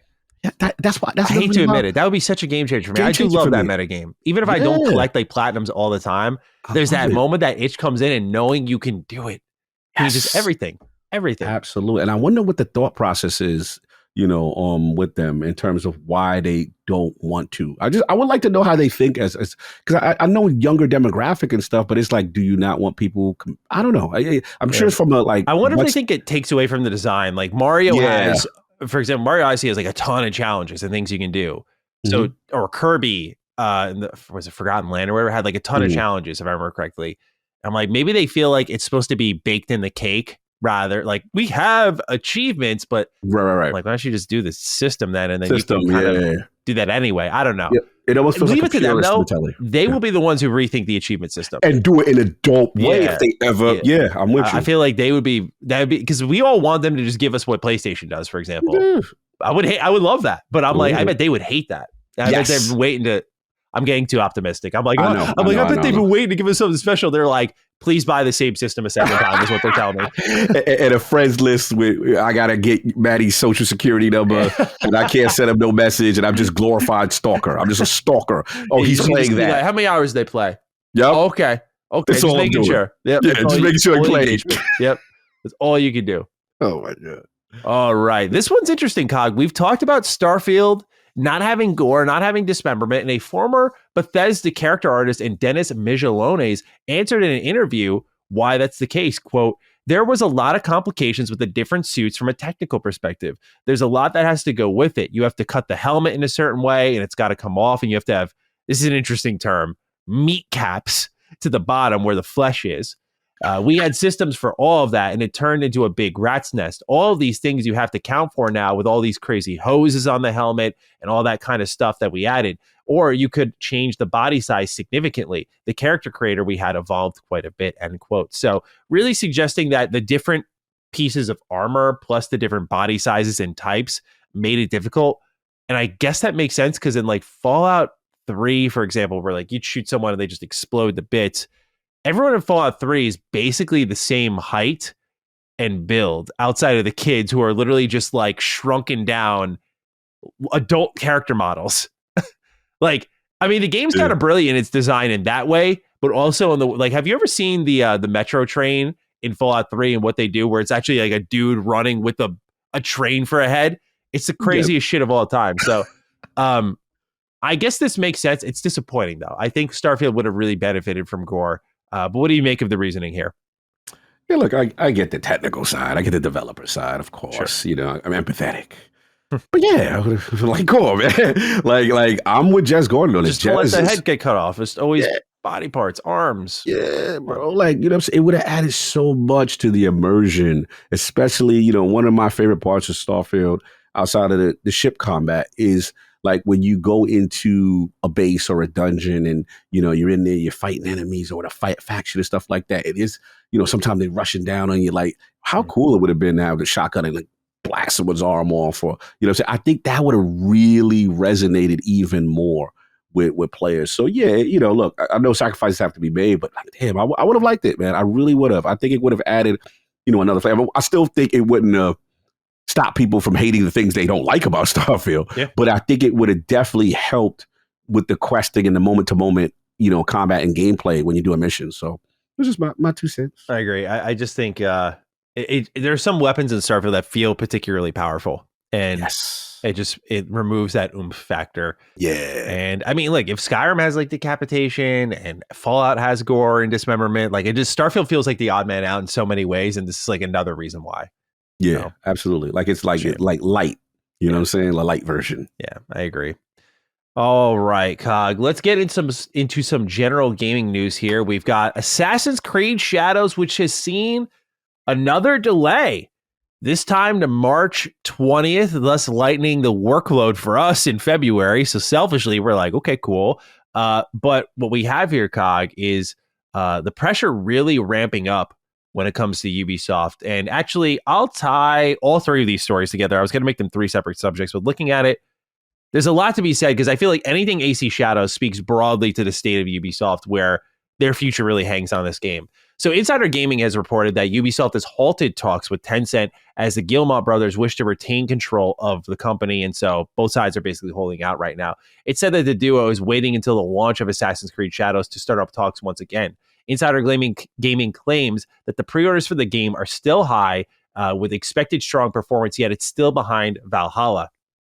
The report rounds up by stating that Ubisoft is aiming to release Splinter Cell Remake, Far Cry 7, Assassin's Creed Black Flag Remake, AC Hex, Ghost Recon Over, Prince of Persia Sands of Time Remake, and a few other small projects under big IP names by the end of 2026. We also have an interesting Assassin's Creed Black Flag Remake leak. And I frame it this way because the same individual who is responsible for leaking details on the Oblivion remake that we're going to talk about later is the same as this. And it all stems from a LinkedIn page. It's said to be more than a visual upgrade, as the Black Flag Remake will sport upgraded gameplay mechanics and elements, with a mentioning of wildlife being a bigger factor in all of this. And the planned release window for it is November 2025. So that individual has to clean up their LinkedIn profile, because we'll get into what leaked for the Oblivion remake later in the show. But yeah, just a lot of details come from this one individual's page. Cog, what do you make of the state of Ubisoft? We see this delay here, all of the pressure in the world on Assassin's Creed Shadows to deliver. Can they overcome this? Can they maintain their independence when they've seen an 85% fall in their share value over the last few years? What are your thoughts? You just nailed it. That's literally what I was going to say. You know, shout out to Steven Tutela. I was looking at an article he had. You know, the company stock price dropped 46% in the past year, down 80% from 5 years ago. For 9 of the 10 years in the 2010s, Ubisoft had at least one game in amongst the top 10 best-selling games in the United States. Since then, it had only one in 2020 since then. So they used to dominate and always have a top seller every year for this amazing run. And then you look at the statements, you see the shareholder statement. It's kind of like, allowing the team for incorporate better feedback, yada, yada, yada. This is critical. Like Assassin's Creed Shadows is critical for them. Now, granted, as a gamer, I want the best possible product. And obviously, we know there was a lot of controversy regarding the game and how it was received in Japanese markets, and being empathetic to culture, you know what I'm saying, and what, doing proper research would entail. So, and then when they pulled out of the Tokyo Game Show, I was like, red flag. Yeah. You pull out Assassin's Creed Shadows, the Japanese Assassin's Creed in Japan. So that's when I knew, whoa, showcase it there. So yeah, this is critical. I don't know, man. Again, I hate to be the doom and gloom, kind of energy, but there's a lot riding on that. And now, we got I want to say like the stare down between Tencent and the Guillemot brothers, right? Because it's clear as day they don't want to necessarily concede, but they're in a state where they may not have any choice, right? So we have to see how this thing's going to play out. Now, they could say, hey, we still got this crazy portfolio. The numbers are going to prove. But look, from a selfish standpoint, from a content creator standpoint, thank God you're not in February. Number two, thank God for you not in February, because Monster Hunter, KCD2, Avowed, Pirate Cruise, all of a sudden done risen to the top of a lot of people's lists after that, Like a Dragon Direct. Shit looks good. I'm not gonna lie, dude. I might just say fuck it and go for it. Like, it just looks so fun, bro. I ain't even gonna hold you. I was gonna kind of front on it. Me, the Like a Dragon guy, because I was like, look, KCD's out there, Avowed. You know how I feel about these two games already. So I'm like, I ain't gonna have no time. When I saw that, I said, there's no way I can miss on this. Yeah. I'm like, yo. And then it's the Hawaii is a direct sequel. So you got that. Then I'm forgetting there's another the game that, not that I don't care. So is it Civ or something out? Civ 7, yeah. Bro, that's a huge game, regardless. Yeah. I know hardcore. For that audience, dude. Huge. Play around in February if you want. You know what I'm saying? Like, it's real out here in these streets. In the middle of all this, funny enough, I just got to throw it out there, is the newest entry in Trails. Which isn't huge, by the way, but just like, that's just another big ass game that's just sitting there. Yeah. And the boogeyman at the end, Monster Hunter. Yeah. Like, bro, you can't play around. So the smart decision to get them. It's so crazy because I remember these conversations in November. We're like, if I gotta move. And it's Assassin's Creed that's been running this whole time. Mm-hmm. like, if you really look at it, it's Assassin's Creed that really has to make the impact. Yeah. Boy, I say that Avowed doesn't. But what I'm trying to say, it's just funny to me that I would have never thought Assassin's Creed would be the one. That's usually the boogeyman to everyone else. Mm-hmm. You see what I'm saying? Kind of thing. Yeah, so I think they're wise to. I don't know until there's any previews or reviews or anything like that if it's indicative of the quality of the product. I think the first delay into this year was. I think this is just a give this game the best shot it can get. Absolutely. Delay. I don't read as negatively into this particular delay because they've continued to really ramp up showing the game. And I've said this before. I don't know if I've been clear about it or not, but I think AC Shadows as a video game, like in terms of movement and stealth, looks pretty good. Kind of looks like returning to the things I really enjoyed about AC Unity. So I'm interested in that. The action combat, that's the part I do struggle with. I'm like, nah, man, like y'all are trying to be like Ghost of Tsushima, and they already did that album, man. Like that, we've been asking you to do that for a long while. And you decided not to, and they did it for you, and now you're trying to rap on their beat, and I'm like, it's not working. So I worry about that component more so, but I don't think the game looks bad so much that I'm like, okay, they've taken that extra time where hopefully historical inaccuracies have been restored properly, and that they're going to deliver something of higher quality. And maybe with this delay, there was that original plan of like DLC they were going to sell to us that's now apparently going to be folded into the main game. So maybe this delay allows them to squeeze in that new content as well as part of their kind of new initiative to put the consumer first, which they already should have been doing. But I think they sell off anyway. That's my take. Yeah. I think no matter what happens here, I think they're just trying to get highest dollar. And the reality is like, well, we were going to sell anyway.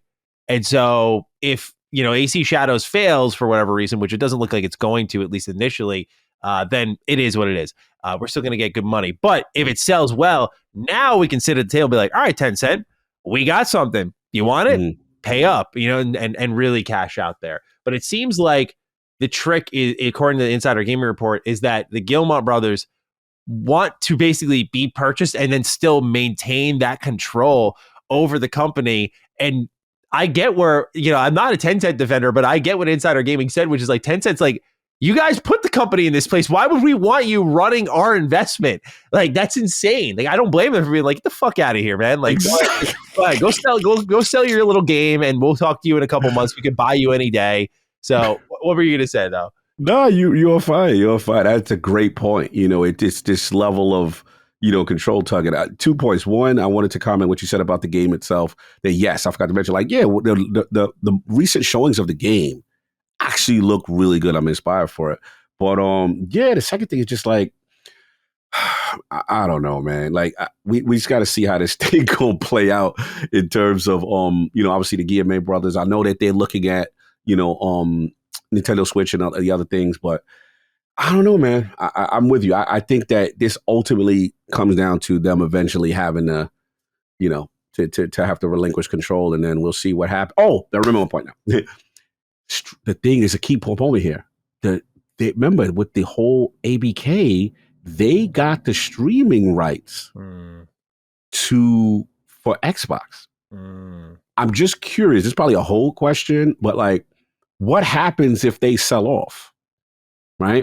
Does that not affect it? Does it they still retain the ownership of those streaming rights? Because that was the only reason why the ABK deal went through, was because the CMA was concerned about Microsoft's position, Xbox position in cloud. And then Xbox said, okay, we got this deal with Ubisoft. They will control that. If Ubisoft's state, changes, what happens to that, to the state of those rights? I'm very curious about that. Good point. Yeah. I guess we'll probably see sometime this year, would be my guess, but I'm thinking that it shouldn't be a major barrier for them to get over. Like it seemed like that was one of the quickest parts of the process, that they quickly divided up like who gets what in that aspect of like cloud streaming, and so maybe Ubisoft has to pass it off to someone else, or Tencent just absorbs it, and it's like their right to control. Yeah, and then also I remember something recently came out. I can't find the source right now. It's another. I thought Tencent got recently added to a list of like, they're like a company that you can't deal with.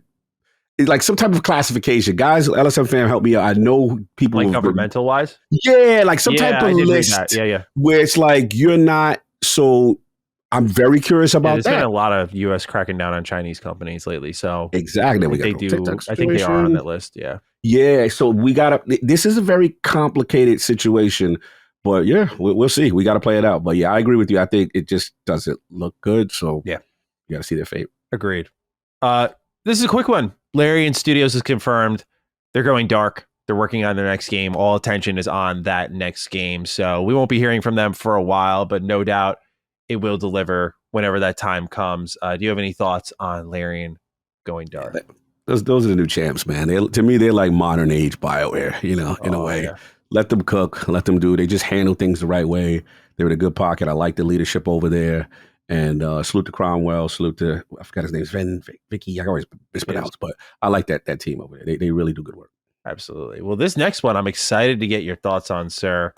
Blood of the Dawnwalker saw revealed. This is directed by the Witcher 3's director. A lot of ex-Witcher 3 devs are on this game. And if you watch the gameplay stinger at the end, good God, can you really feel that one? But I think this looks excellent. Just on idea alone, this sort of... it's from a team, by the way, called Rebel Wolves, brand new team. You play as a Dawnwalker, and you're treading this line between day and night. Very vampire-focused, which, as a huge vampire fan, lights my fire. So I'm excited for this one. What are your thoughts? Yo, it's so funny you said that, because me and King, remember I told you I missed Sonic with him, right? And we ended up seeing Nosferatu. Oh. So, bro, he just put me onto this whole universe. I've never really watched none of that stuff. Same. But I do like, vampiric culture. Bro, this is right on time for me right now. This got a little Nosferatu. I like that day. Nice, the graphical fidelity, the engine that's going on here, man. Looks really amazing. UE5. Always UE5, of course. Yes. Yeah, this looks really good. Shout out to Namco, killing it once again. Look like they got something going on here. But yeah, this has my undivided attention. It looks phenomenal. Yeah, very excited to learn more, especially because, again, former Witcher talent there I have every reason to have faith in it. That's for sure, especially when it's the director of that experience that people consider the best ever modern RPG. So, yes, sir. With that, we have a story that is quietly going under the radar. Found it on gamesindustry.biz. They write, and I'll read the article here, that the Godfall developer Counterplay has reportedly shut down. They said, While not formally confirmed by the studio, PlayStation Lifestyle allegedly spotted and verified a post on LinkedIn that said the studio has disbanded after a partnership with Jackalyptic fell through. Quote, over the past 6 months or so, our project at Jackalyptic has been supercharged by world-class devs at Counterplay Games, the statement began. It's impossible to overstate their impact. The very first day, they put their shoulders to the wheels like it was their baby. Unfortunately, we were unable to continue our partnership into the new year, and Counterplay Games was disbanded. It concluded before sharing profiles of those impacted by the changes. The post has since been edited to erase mention of the closure. It is unclear how many people have been impacted. Despite backing from Gearbox, Counterplay's sole published game, Godfall, which was developed with Disruptive Games as a PS5 launch title, released to middling critic and player reviews. And so I'm surprised they hanged out this long, like 4 years after that release, 5 years after that release. Pretty crazy, but unfortunately they are being shut down. So best wishes to them. Cog, any thoughts on Counterplay going away? Yes, pretty sad. I remember seeing this at the the PlayStation 5 reveal, right? And you're like, okay, this is one of those earlier titles and stuff like that they got going on. I think it did eventually come to Xbox. I'm trying to remember. Think so. Or did it not? I don't think so. Okay, I thought at some point it was good. I was thinking about coming, or maybe I'm confused, got my signals crossed with that. But regardless to what, the game looked promising, and obviously we saw the reviews. It just sucks. No, I think you're right. Okay, yeah, okay. I thought it did. I wasn't sure. No, you're right. Okay, yeah, cool. Wow. Well, yeah, sorry. All good, bro. Like, bro, so many games, Ultimate how it edition in 2022. Okay. Yeah. So I was like, all right, but it's just unfortunate, man. I just hate to see studios. It seems to be the consistent, thing in this current industry right now. The way it's set up, it's just very difficult to fight for space and for eyes and for engagement and for people to, and what sucks is because it was a launch title too, because usually that's kind of like the best time to get that attach rate. When it gets to a new console. So unfortunately, man, I hope these guys land on their feet or, could at least be absorbed somewhere else because it's sad. Absolutely. Last bit of news here goes to Smite 2, which is going free to play after being available in paid early access. They just released Aladdin and also added the Joust game mode back. I am a little bit worried about high res. I'm a little bit worried about Smite. I stopped playing about 30 hours after, buying the paid alpha because it's an alpha to be fair. So I know it's gonna be like, well, duh. But pretty much what it felt like, Smite 2 wasn't such a dramatic shift in the game and in its structure. Like, it was fun because Smite is fun, but it wasn't such a dramatic shift that it warranted taking the free-to-play model of Smite 1 that as a consumer, I don't know the business side of things for them, but consumer was working fine. I had over 100 gods, and then re-releasing it under a new engine and piecemealing to me the same things that I had already fully had access to. Makes you feel very cheapened. Like, I don't like the feeling of getting excited because like Yamoja's coming back. Hooray. It's like Yamoja's been in the game for I think since 2018.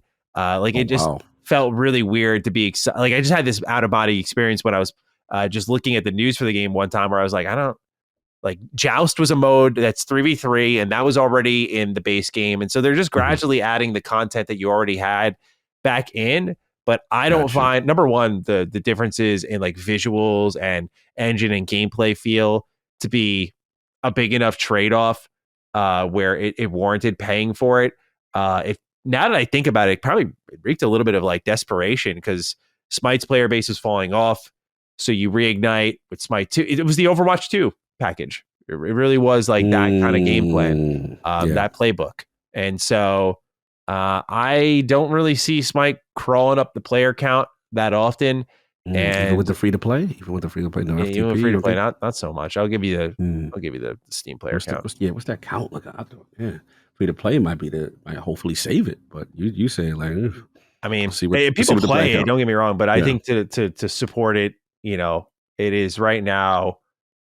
It just saw 12,000 players. Yeah, that ain't that good. You're in Destiny range. You're in the fall of Destiny range. So now. here's the good news, if you will. Okay. It's not enough to support the game, but in August when it released, it saw a peak of 12,000. Okay. Quickly fell to a peak of 6,500. each month afterwards was floating between 2,200 and 2,500. So it was a dead game. Wow, dead. So now it's jumped back up to 12K since going free to play. So it's a bump. It's a bump. Significant. It's not. It's still not enough to keep this game alive. And it's a shame because Smite is really good. For comparison, actually, Smite 1 has seen a 3.5K 24-hour peak. Where the all-time peak for Smite 2 is 12.8K, which is thanks to its free-to-play launch. Smite 1's all-time peak is 31K. That's when it was rocking. Okay. Yeah. And Smite 1, I'm looking right now, January 2024 had 24K players. And I'm looking right now, they floated for years in that 20K to like 12K pocket. And have only honestly fallen off over the years. Like looking at 2020, they were up more than they were in 2021 and so on. But come 2024, Smite was down to 6.5K, which, that was Smite 1 was seeing more play than Smite 2. Wow. Smite, okay, so just to bounce it back, Smite 2 or 1, sorry, I'm sorry, Smite 1 and 2 had the same launch player counts. Wow. So they didn't even bump. Smite 1 on Steam had 8K players in October, while I just mentioned that was like 2K for them. And they had 7.2K in November. That was again 2K for Smite 2. And then Smite 1 had 6.5K in December, whereas again it was like 2K for Smite 2. So Smite 1 was seeing more play because people were just like, I'm going to go play the thing that I already have, basically. And that's why I ended up going to League, because I was just like, I don't need to I just going to go play a game that constantly gets updated, constantly gets new stuff, and I don't have to pay for it. I can only pay for the skins if I wanted to. Bro. Crazy right now. The industry is crazy right now, man. Tough market, that's for sure. Yep, absolutely. All right, Cog, let's get into what games we are playing. You have a very, very interesting lineup, sir. So let's hear from you. Yeah, man. So look, full disclosure, I am playing something I can't talk about. It's pretty large game. But in the meantime, I'm like, all right, what can I do to supplement, outside of the work? Because that's when you get in that mode, Maddie, I'm learning from Matt. That's still work. Like, if you intend to, do proper reviews and give proper nuance and stuff like that. But so I've been feeling, okay, what I've been in the mood for. Like last month, it was like, all right, quick little revisit to Transformers Devastation. I've been at Transformers bad. So this week, I'm like, all right, kind of got the Lord Cognito ninja vibe coming back. I need something.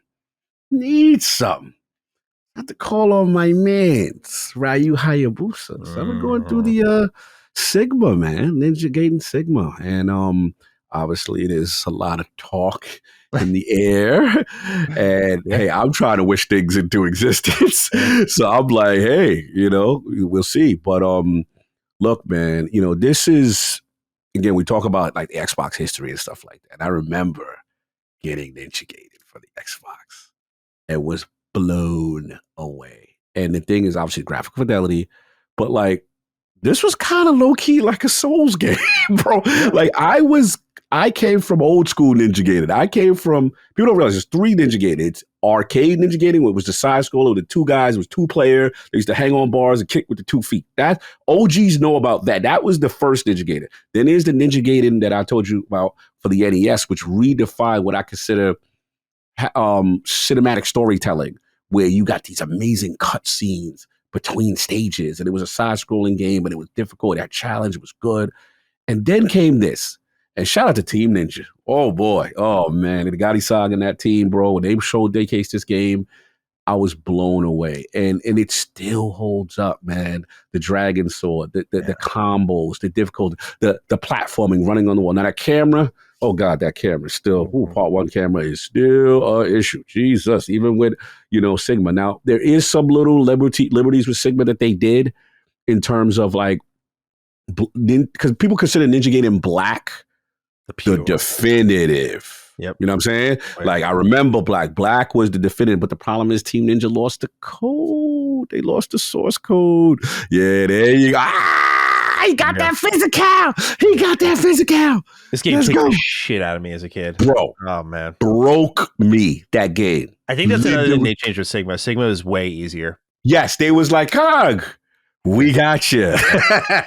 You're struggling. If you ain't got it in you, you know you can throw it on hero mode if you want. Buying this game for like $10 at GameStop when I was a kid and being like, oh, I like ninjas. I like fun combat games. I was coming off of like iNinja, so I thought like, oh, this will be a nice, fun little game, and just getting absolutely hosed by Team Ninja for like hours on end. Hell yeah! Beating that boss on that dragon bridge was like a huge childhood victory for me. That dude was smoking me. That was where the camera was a problem too, if I remember correctly. Yes, camera was definitely a problem. I missed that box art and see how on the top it had only on Xbox. Remember those days? Do you remember this one? Do you remember this at all? Ooh, I know the name, but I never played that. I remember seeing it. I never played Nightcaster. Was always. I'm curious if the audience remembers this one. Nightcaster was a really interesting game. Like I think it was like a mage RPG, if I remember correctly. But like, I was obsessed with this game as a kid as well, man. That's it. This is what made me an Xbox fan, bro. I love the OG Xbox. Their exclusives are just so good. Weird. So because they were eclectic. You had a little bit of everything, man. Yeah. You know what I'm saying? Like, you had your KOTORs, you had your KOTORs, Inside Drive, NFL Fever, Voodoo Vince, Blinks. Like, I had my Shenmue 2. Back, man. It was so good. The good old day. We're going to define and dupe the good old day. Yeah, I remember a retrospective podcast. The retrospective. Bro, that was when Xbox was cooking, man. They were just... the new kid, you funny. The new kid on the block, man, trying to get their foot in the game.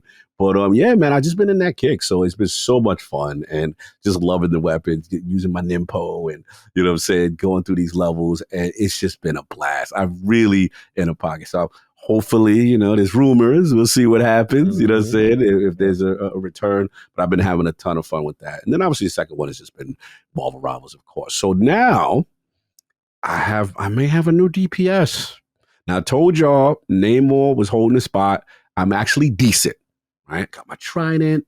I got my Squid Game. I call it Squid Game. Don't mess with me in Squid Game. So I put the squids on top of walls, and you come in the room and you getting blasted, and then I'm doing Tridents on you, bro. Like it's going down. It's going down. So Namor, I can control. Now, I'm very good with Namor on the one-on-one. They got a new mode called Doomo. Where it's like Doom Match, Doom Match, bro. I did my thing. I was in the top bracket. All right, cool. But I highly advise people to try Storm now. Oh, dude. She went from like F tier to S tier overnight. It was crazy, bro. I tried her out on a whim because I was playing it in season 1. And I was like, oh, who else got patched? Like, oh yeah, Storm did. Like, let me give her a shot. Oh my God, bro. Immediate MVP performance. I was like, wow, she's really good. Bro, insane. Then the ultimate, and then she gets that health pool thing. She can go away. And then what I like is they keep her fair, because if she goes too high, you do lesser damage if you're really high. So you got to cover lower to the ground. So you know what I'm saying? No mobility. Like, she has the movement bonus, but like it's not like Iron Man where if you start getting shot, you just fly, you just dip.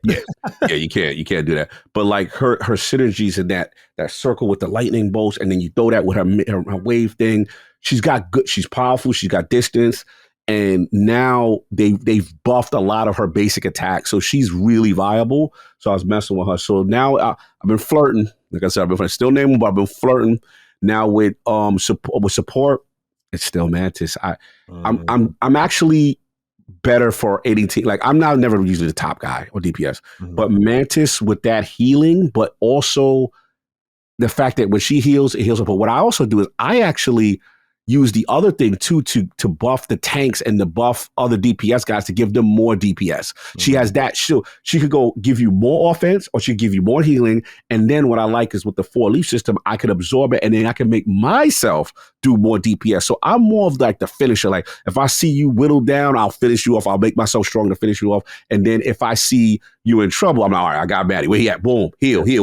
So they love me. Like, I go for my play style is more strategist. Like, I'm really I help the team more with that play. I want to be the top kill guy, but it's just I just play better that way, helping out everybody else. And then the tank, the Hulk run seems to be coming to an end. Bro, they be targeting Hulk, bro. And I get it. That's what you're supposed to do. But it's like, bro, let me get my fun off, man. let me come over here. Let me grab you right quick. Come here. You know what I'm saying? Like, they don't want me to let you put hands on you. So it's just like, you know. It's not me this time, y'all. It's me this time. It's me this time. Here, let me grab you. Yeah. Saying that. They don't want me, you know what I'm saying, to get off. You got the throw code. I want to put his. You know what I'm saying? So that's where I'm at. So now I think I have to recruit another tank. And I just ain't find someone yet. I still haven't. I know Strange is the obvious choice, but it's just like, I need something else, man. I need a little long distance with my tank. So I'm going to try to give some tryouts, you know what I'm saying, see what's going on there. But did you see about these character leaks, by the way? I saw some names. I saw Paint Job Pete was one of them. That's just wild. That's wild. Yeah. That dude's using white paint, by the way. White paint. That's going to be, they know what they're doing. They know what they're doing. I heard Professor Xavier might be on that list. You know what I'm saying? But yeah, we'll see. But I right now, all I need is that third slot. Because you got to, one thing about Marvel Rivals, you got to be able to switch on the fly. And especially now that I'm doing ranked, the sweatiness. Oh, I love it. Oh, bro. I've officially, I think I'm done with quick play. I'm done. Yeah. What I don't like about the game is you can't do, I get it, but you can't do cross play competitive. So one of my friends of our whole group is on PlayStation, and I'm just like, bro, grow up, get over here. So they don't. I didn't realize that. I didn't know. Yeah, when we play, we have to play quick play when he signs on, and bro, it removes the intensity. Because for example, we won 2 games where we're standing on the payload ready, and it just ends because they don't show up. They're it's casual. It's fine. It's casual. I'm not judging. It's totally fine, but. In comp, I love the yo, he's above me. Yo, no, Iron Man's about to ult. That, the call out culture makes Marvel Rivals click so well for me that I love the frantic moments, the dying moments of the match, because that's when it's at its best. Everyone's like, fuck it, go in. And that's not there in quick play. So yeah, dude, I love me some comp. Have you been enjoying the sweat? Is that fun? I'm learning to react. That's why I said I had to become a strategist. Bro, I was losing like crazy. When I try to go DPS in there or tank in there, it don't be working. But when I go strategist and I bring Mantis out, we're winning most of the time, or it's super competitive and super close, and people will be appreciating the heals. So it's just it's tough because I want to get better, but I think I still need another character. That's why when I started flirting with Storm on DPS in competitive, I was doing better. I was like, okay, cool. But I still don't have a tank for competitive. And then that's what's bothering me now. So I'm looking at the heals right now. I'm just trying to figure out, where I want to go with that. But yeah, no, the game is phenomenal, and I love what they're doing. There's still tons of stuff. They got more content, more rumors, more things coming up, and it just never stops, man. And what I like is you can get games so fast. It's boom, difference, dude. I get about 3-4 games in, about 30-40 minutes, and I'm satiated. I'm good. So yeah, man, salute to Marvel Rivals. I'm still rocking and rolling on that. Yeah, dude, it's so much fun. I've been playing that as well. I had my tank. I'm still on the hunt for that DPS, really. I just kind of like to flirt with everyone, but I love Invisible Woman. Not for the reasons that y'all think. I mean, look, bro. Look, I'm not a romance guy. I'm just saying. Like those Nettie's designs, huh? They cooked with her. I can't lie. They definitely cooked. Yeah, I'm not fronting on that one. She is so good. She is so fun to use. When they did the trailer for her, like I mentioned, I love Groot. So for me, I was cool with basically Mr. Fantastic being my DPS main, because I'm like, oh, it's just a more effective Groot on offense. And he's really good too. I think I clicked with him pretty well, but I was like, let me try Invisible Woman. And dude, I had a game for the ages that I don't know if I'll ever replicate. But I had a game where I 20-20-20'd it. I 20k damage, blocked 20k damage, and healed 27. It was an absurd performance in comp. Where I just was all over the map, easy MVP. We lost still. So that's so demoralizing. Yeah, I know, right? I was like, dude, when your healer is putting up that damage, I don't care if it's about kill confirms. If I am helping you put on the hurt that much and we still lose, that's not even my job. But she is just so fun to use. She's got the vortex, pulls enemy. You know what I love? It's basically just player manipulation. Like, I'm going to put down the vortex, I'm going to shove you out, or I'm going to pull you in. Like, that feeling is so fun to me. Like, when my friends are like, oh, I got old, I'm like, yeah, come here. Like, I just pull them in a little bit. Push them away if we don't want them on the point. Like, those little things to me are so fun. She has the ability to go invisible with a double jump, so it's like, oh, you shoot me, goodbye. Like, I'm out. Dip. I find her so fun to play. The shield that she can put up, which provides aura healing, shooting at you to provide healing, like, just a fucking awesome. She is, I think, a better version of Luna Snow. Her ult is also good, just zoning. Like, yes, hey, we need a breather. Boom. Nobody can see. Yeah, up in we there. Go. And everyone just starts blind firing in there. Yep. So yeah, man, it's been fun playing as her. She's been my go-to. I went from like maining Groot and Penny Parker to like full strategist because I was like, I love her kit. So I'm still loving the game. I've fallen off playing it as frequently only because I wanted to wrap up Daybreak 2, which, are you done, by the way? Should I continue or? Yeah, please. I'm done. Yes. Yeah. Cause it kind of worked out. Like, I'm trying to review the same game you're reviewing and I have access, but they have not whitelisted my account. So I cannot play yet, but the second I can play, I will be playing. So in the meantime, I was like, all right, let's take care of business. Let's clean some games up. So I finished Trails Through Daybreak 2 and I'll share deep dive thoughts on Retro Rebound. Yeah, Retro Rebound always knows I'll be there talking about it as soon as that embargo lifts, because I was playing the PC version from Cloud Leopard, so that's been out for a while. But so if you know the history of this game, it's one of those weird ones. It's like an Andromeda, an Anthem, in that it is a game that was made in a small period of time where if you look at it from that angle, you go, kind of impressive. Like, Daybreak was made in under a year. Or sorry, Daybreak 2. Daybreak 2 was made in under a year's time. And you can feel that. This is one of their messiest stories. Like, there are moments that were supposed to be big reveals, and I'm like talking to my friend going like, I don't like that. That was not good. Like, the main villain reveal, again, I told him straight up, I was like, I don't want to be mean, man, because I'm so long-term investment. I was like, that kind of sucked. Like on a story front, like, this is like a hard C. Like, they have some brilliant moments with Ren, who's like the best character in the series, and this just brings her to a whole nother level. Like, she's just so good in this game. But there are so many moments where I'm just like, what are y'all doing? Like, and I get it. So the story behind this game is that Falcom, they got the Microsoft problem. They're obligated to their shareholders, right? Now, Falcom's obligation is to get one game out per year. They had Daybreak 2, and they had East 10 Nordiques. Now, they had to pick one of these to come out. East 10 was reportedly very buggy, was having a lot of issues. And so they were like, we're going to give this the time. Trails, you're up next. And so they're like, whoa, we thought we had like 2 years. So they had to make this thing quick and just slap it all together. And you could tell, because like, asset reusage is everything in RPGs, of course. I mean, it's everything in game development, but like particularly RPGs really have to think about that stuff.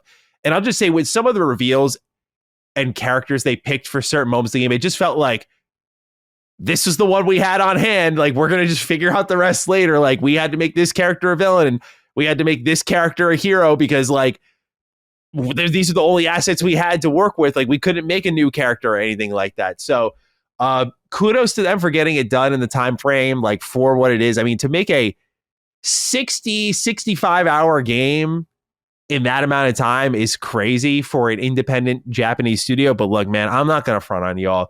Compared to the broader Trails series, this is low. This is low, and understandably low. It's acceptably low because you know the situation is in. But as a consumer, they're still asking for your full dollar, and you'll hear in my review that I will not be recommending this. You know, it's just it's a very, very messy game. The combat's still great, but if you guys looking from my perspective, I've played all these Trails games now.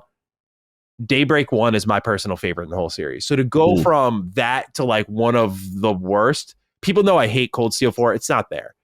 which again speaks to how bad Cold Steel 4 is.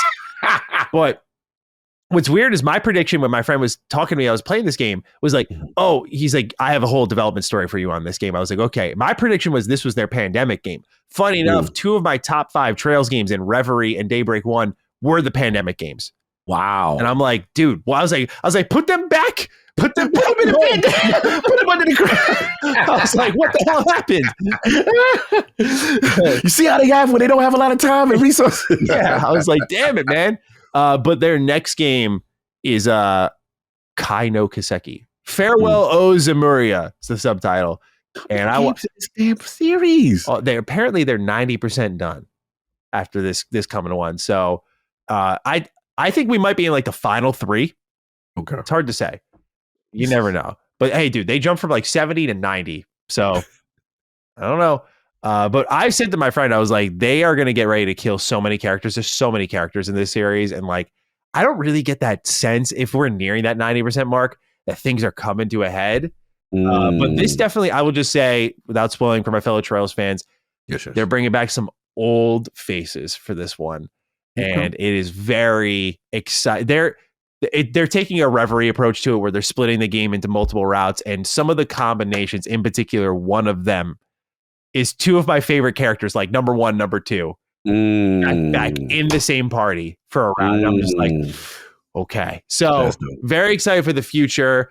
But I'm glad I played it the way I did. Remember I said I started Daybreak 2 back in like July, or August, stopped it for reviews and previews and all of that stuff.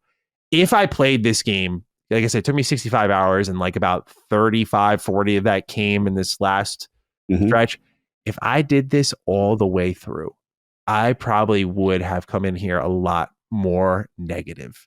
I'm very happy I broke this one up because other development story I'll just throw in there and I'll leave it be. Not really development story, just about the game itself. It's widely debated if Act 3 is a good component of this game or not, right? Act 3 is one of the weirdest stretches of Trails I've ever experienced. Like, it just leans into this whole mechanic of like time traveling, and it overuses it and completely, I think, ruins the system, in my opinion. It has moments where it's like really fun, really different, really exciting, but it is just such a long, tireless stretch in this game. And again, if I played that after everything that was in the front half of the game, which was okay, but not like great, like Trails usually is, I would have been like fucking hosing this game down and just being like, what happened? This was awful. But thankfully, I split it up into 2 parts. And so it was a little more palatable. But yeah, man, I'm glad to have it in the rear view. And so my next Trails game is going to be Sky Remake later this year, whenever that comes out. And I'll be playing Kai at its English release. I'll be waiting. Oh, I got the English show. Yeah. Okay. Yeah. I mean, they get English every year. Like Daybreak 2 is coming out in the US proper in, I think it's Valentine's Day, actually. So happy Valentine's Day, you know? More Trails for Valentine's. Yeah, a little Valentine's action. Yeah. Right. So yeah, not much else doing for me when it comes to what we're playing. I'm in that weird pocket now. I'm like, okay, this is the moment where you're like, you got your big reviews coming up. Be careful what you commit to. And it's like, do I just want to rest within Marvel Rivals? When will I get access to this game I'm trying to review? I'm wondering. So just kind of in that waiting phase. And I'm going to figure out something small. I'm going to pick out an indie game, I think. And so, you're going indie? Okay. Yeah. I made a goal. I was like, I want to play a lot of indie games this year and make that a regular thing and catch up on some indie gems. You do a really good job at it. I've long neglected it. So I want to start really getting those in because they're never super. I have no good excuses. They're never super long. I added up all my gaming hours from last year. I was like, I have 1,000 hours of games. Like I have the time, even when I think I'm busy. So put it more into the independent scene that you want to be a part of. So I was like, you know what? This is what I want to do. So that's what I'm going to look at. I already did mouthwashing, but I'm going to look at some other ones and see what we got.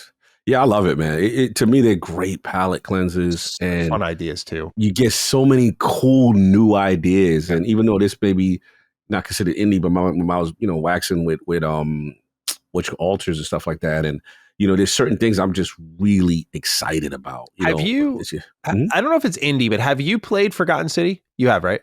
Yes, finished. Oh, I love that game. Oh my god, one of the. You didn't play it yet? Never played it. Yeah. Oh, that's a must for you. That's like under 10 hours, would you say? Or around? I remember now. Damn, it's been a while. Don't quote me. It felt like a 15, 20 kind of thing. All right. I felt a little longer than 10, but it's one of those. To me, because obviously the history, like based on a engine, stuff like that. It is so but this is, what was that concept? They call it's a concept. Remember when 11 or minutes, 10 minutes came out that game? Yeah. There's a concept for that game with time. This is how you do it. And I will say, one of the best endings in a game in some time. Well, I was just like, man, I am completely satisfied. I was like, Forgotten City. I think it was, recommended it to me, and it was Grub, I think. We were talking, and then I've had it in my Xbox physical collection for like a couple of years now. Like I bought it, aiming to play it a while ago, bro. And obviously, that time never came. As a Bethesda guy, you are gonna love that game. Okay, it is a Maddie game for sure. I'll look into how long it is, because that one keeps coming to front of mind. I don't know if that fits indie though, so I might be backing up on my on my big statement there. But we'll double the energy, but it's worth it. Because I would normally be like, oh, this is Disco Elysium time, because I don't want to forget that one. Disco. I know with the. That's got to be post-February. I got to be smart about that. That's got to be one. I don't want to put that down. Like we already know. Yeah. January and February for what we got, all the stuff that we got going on, the coverage. Got to be picky. Yeah, you got to be very selective. That's why I apologize to the Realm of the Dukes. It's going to be lighter titles while I'm in the mix of the storm of dealing and covering, bigger titles that I can't talk about. So yeah, I think you got Mouthwash and you got Forgotten City. You got so much you could do. You got a lot. But you should start messing with some of these, man. Yeah, that's what I'm thinking. So I'm going to dive right into that. Cog, we have 2 questions to answer before we get into the big news for this week. The first one comes from the final ever Defining Duke guest in Embers Arcade. He says, "What's good, throat coats? Can we get a quick gut check on Avowed? I loved Pillars of Eternity, but can't shake the feeling that there's something off about the moment-to-moment gameplay that we've seen up to this point. There's a floaty, low-impact quality, which has me feeling trepidatious. With a month to go until release, I'd love to know where the Dukes stand on Avowed. Have my backlog is bigger than my bank account kind of day." What's the feeling, Cog? Because I'm starting to see, we've seen this one before, right? But I'm starting to see a little bit of worry sink in, because Xbox is not marketing right now. We're not weeks away from Avowed, and not really much to see for it outside of the previews that we participated in. So what's your feeling on where Avowed's at? We know we liked what we played, but I look at it more from that angle of okay, well, I know what's there feels like it should be good, but why is an Xbox, especially KCD2, is out and very out, very much out there, letting people know hey, it's in reviewers' hands now. What, a month early? Yeah, the confidence is there, the marketing is there, the push is there, and Xbox has acknowledged this sort of this competition between these two. So it feels strange to be silent now of all times. But what do you make of where Avowed's at right now? What's your current feeling going into the launch of it? No, these are good questions. I think it's fair to say marketing has slowed as we gotten closer. And even myself, when, I'll be honest, I was a little disappointed that it wasn't at the developer direct. Look, I get it. I know that you got a huge lineup, but I felt this is in proximity to your next game launching as part of this, portfolio that you have. You have this amazing portfolio for 2025. Avowed is part of that. So there's a part of me that's you gotta throw it in there, even because you're right on the cusp of launch. You know what I mean? To keep it fresh in people's minds, kind of thing. So yeah, I mean, I assume they're going to ramp up, but I will admit, again, not to do adversarial, confrontational kind of discussions, but your competition in the space is very much outside, which is KCD2. And, obviously I have an interview with those guys at Warhorse. And one thing that was very impressive was the level of transparency. It was really out front and center. And I thought that was cool. Now, as far as the overall thoughts to what Ember is saying, what I played, I'm just going to stand on my square. That is still, Avowed is still my most anticipated game of 2025. And this is a person who loves Outer Worlds. This is a person who, you know, wants Fable and looks like Fable is going to be a hashtag just one style type of game with AAA amazing energy. And, you know, hopefully Doom, you know, continues to look good. But what I played from Avowed, I was blown away. And I am still with the question in reference to the moment gameplay, what still resonates with me more than anything was how in depth, if you're a person, like this is how I look at it with the KCD thing and everything else. If you're a person that wants magic and sorcery and what I consider the traditional style RPG, Avowed is kind of giving me that. And it was a bigger scope than I thought. And then when we played, we got the way more better, improved combat. And I was getting my grimoire on with one hand, and I got my sword, like that sword and axe in the other hand. I was loving what I was, and then the classic dialogue, you know, kind of thing. Now, there's another subset of people who are like, yo, I just want something rooted in hardcore realism. I don't want dragons. I don't want magic. I just want, that's KCD too. You know what I'm saying? So the way I feel it, they both could exist because one is the more hardcore simulation, immersive experience, while the other one is like, yo, we're this RPG that is rooted more in a Skyrim kind of energy, but in a Pillars universe with dope, you know, characters. I think the key for both is who lands this narrative. And I will say, you know what I'm saying? KCD feels strong in that respect. I will say, I don't know where, I'm not a Pillars guy. I don't know. I'm learning that universe. I don't know anything, you know what I'm saying? But I like being an envoy for the joint. Remember, we came out there, we tried to figure out what's going on in the plague, the Lemon Land. I like the premise. I just got to see how that executes with a final narrative, and am I satisfied? So I think that's what it comes down to. But as far as the gameplay and what I play, bro, I remember stopping that preview and I'm like, damn, all I want to play is this game right now. It hurt me stopping to play Avowed. That's when I knew I am thoroughly addicted, and that's the game I'm the most excited for out of all the games. So we'll see. We got to see if they execute, if they land it. You know, that's going to be the question. Still questions, right? Yeah. For me, it's going to be an interesting answer because you have like a highly realistic RPG and then you have a high fantasy RPG. Good call. And I know people are looking for gritty fantasy right now. So I wonder if that's going to play a factor. You also have to wonder with what happened with the art director, if that's going to play a factor at all into Avowed and its success, or if they're going to feel far removed enough from that to just kind of steamroll it and continue to do well. I just find that what I imagine happens is like Xbox likely allocates these marketing budgets per title. And then when they get delayed, maybe the marketing spend runs dry, which is why like games like Hellblade 2, Avowed, like we're seeing not as much leading into that launch. But nonetheless, I mean, what I played, if I'm just looking at it from that point of view, like I am excited for Avowed.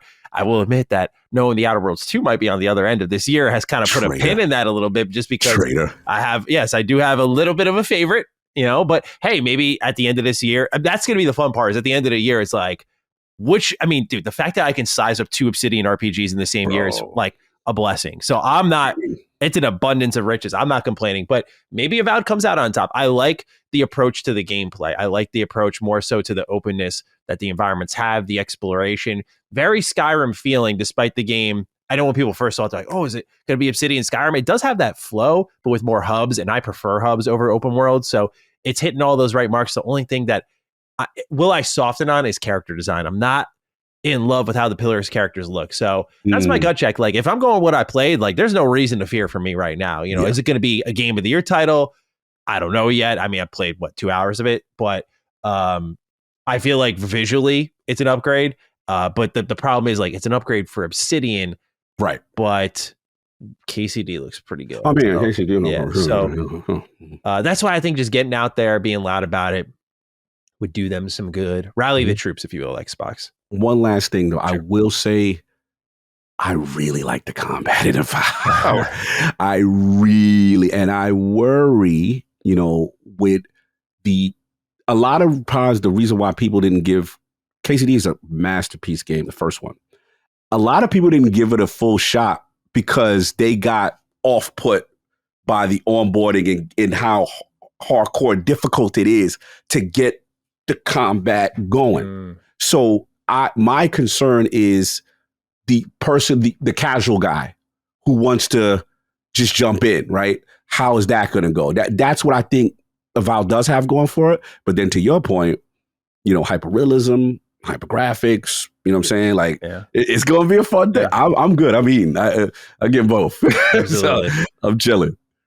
Right on, dude. Well, look, what we got up next here is a fun question from JP, and we'll get into the news. He says, hey, Mr. Choice and Consequence and Lord Artsy Fartsy. Have either of you two heard of the game Bloomtown, A Different Story? It's a Persona-inspired JRPG with a 1960s Americana setting by the team that made Crypt Keeper. It released in September last year and seemingly was buried among all the other releases that time.